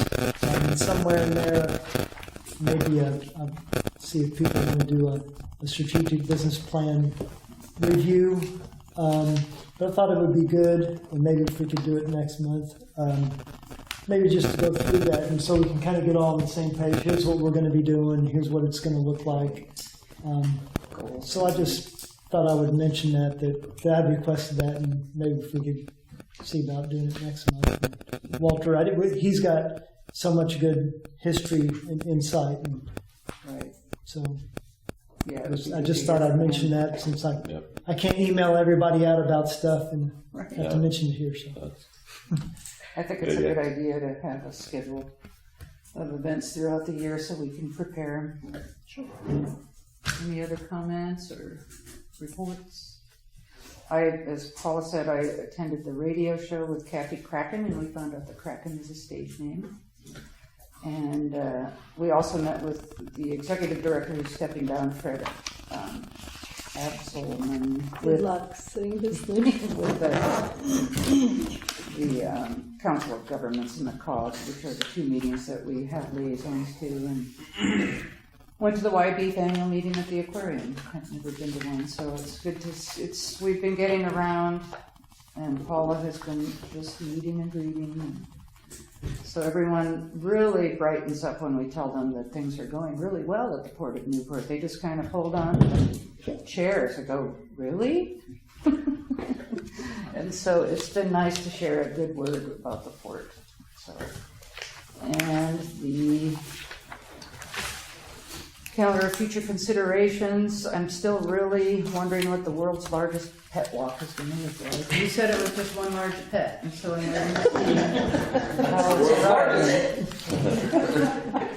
And we certainly can read the rest of these. The next regular monthly commission meeting is October 26th.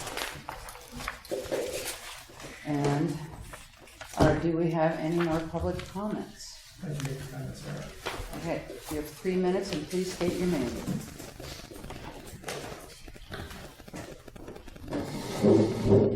So, for the record, David Allen, I'm here as a resident of Newport. I'd just like to follow up on the comments on agenda item 5A, which was that letter from our congressional delegation, primarily our coastal delegation, on the Outer Continental Shelf Renewable Energy Task Force. So that was a result of a roundtable that Representative Schrader held here at the Rec Center on August 20th, which a number of you were at. I was at it, Jeff, Sarah, Paula, about 35 folks in the fishing industry and coastal governments. So as a result of that roundtable, and what we're talking about here is not just renewable energy, we're talking about the offshore wind energy projects, which are these large windmills, hundreds of feet high on these large platforms in federal waters, which cover an immense space when you anchor them, and have the impacts on fisheries and other types of habitats. So as a result of that roundtable, the letter was sent out on September 11th to the acting director of BOEM, which is the Bureau of Ocean Energy Management. So the task force is meeting this Friday.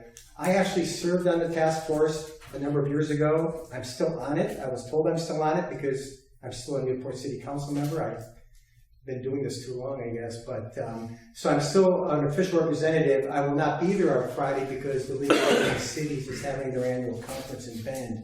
But I do know there's a push to make sure there's going to be more local government representation on the task force. A number of our county commissioners will be there. I know David Yamamoto from Tillamook County will be there. I know that Ano, using our planning director here in the county, will be there. And I know that Rob Bovett, who's the legal counsel for the Association of Oregon Counties, will be there. So cities and counties will have an official seat at the table. Special districts like ports and others, probably not, but we're going to try and make that happen. So in the letter, you can see there were 3 specific points made by our congressional delegation. Number 1, if we move forward with this task force, which is going to be basically looking at these potential offshore wind energy projects, primarily off the southern coast of Oregon, that's what they're looking at. It could have huge impacts on our local economies, fishing in particular. So we want to make sure, and our congressional delegation wants to make sure we have coastal representation. It's just not state and federal agencies that are on the task force. And we want to make sure it's broad-based. So in the letter, you can see they want representation from all the 7 coastal counties. In fact, they want someone from the Ocean Policy Advisory Council. Walter's the current vice chair of that. I was the former vice chair of that entity. Oregon Coastal Zone Management Association, OCZMA. You mentioned that. I'm currently the chair of OCZMA, which is represents ports, counties, cities, and special districts up and down the coast, primarily soil and water conservation districts. And they also want to make sure that the fisheries commodity commissions here in Oregon have a seat at the table, and the public stakeholders have a seat at the table. And then finally, the most important thing, well, one of the most important things is the meeting's in Portland. And it's in Portland, it's in North Portland, so I mean, it's pretty far away. So the goal is to have these meetings on the coast. And I've been assured by the BOEM officials who I've been in contact with that at the meeting on Friday, they will specifically address the 3 points raised in our congressional delegation's letter, which you have in your commission packet tonight. And hopefully we're going to find out what their intent is on those 3 points. So what I plan on doing, and I'm not sure if Walter's going to be there or not, it sounds like he's out of town this week. And I'm not sure how long he's going to be gone, but okay, yeah. so I'll make sure I get word back to you, Paula and Sarah, from what I hear, to find out exactly what the schedule is on this, because this isn't going to go away. These wind energy projects, they like to call, it's called renewable energy, but the underlying infrastructure that makes that renewable energy happen is industrialization of our offshore coastal waters. And that's really what it's about. So I just want to point out, I want to expand on your comments earlier in the meeting and let you know kind of what's going on. And there's a lot of people involved here in Lincoln County, and we're going to try and make sure that we follow this as closely as possible and then get word back to you and other districts that have, obviously an involvement with this activity. So just want to point that out, just bring that to your attention. So. I appreciate, because I don't think we have been formally invited to that. Did you get any emails subsequent to the roundtable in August last month about the... I got emails. I think we got emails from Schrader. I'll forward you some but it wasn't specific about this meeting. So what I would recommend is go to the BOEM website, which is the Bureau of Ocean Energy Management. It's www.bom.gov/Oregon. When you hit /Oregon, that will take you to its webpage on Oregon activities, and that will list all the different task force meetings, including the ones that, from a number of years ago, including the current projects. One of the projects we all support is the PAC Wave project, which is the wave energy test facility site. The offshore wind energy, which was formerly Principal Power, was trying to go forward with that off Coos Bay. That's where we have our issues, those large wind energy projects that can have this impact. So anyways, I wasn't sure how much you were aware of this. Just want to bring, I actually wasn't even going to do this, but I figured with this in your packet, I wanted to bring this letter, bring more, kind of more details to the letter and bring it to your attention. I'll probably make you and Sarah the point people on this from whatever I hear from the Friday meetings. That'd be great. Okay, good. That's it. Thank you for that. Any other public comments? Karen? And just to comment on the calendar, just for consideration, you don't have to make a change today, but those last two pieces were to look at how the issue is with Thanksgiving and how it fits in on Christmas, to consider that schedule. Right. And Walter said he was okay with those changes. So we would change the November regular commission meeting to the 19th, was it? If that were what you chose to do. And then the December meeting to, So from the 24th, 7th to the 17th. 17th. Do we have any issues with that change? So we can change it?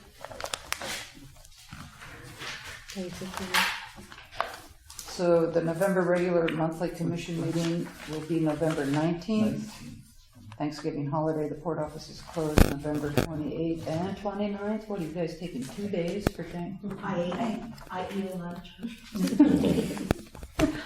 And the December regular monthly commission meeting will be changed to December 17th.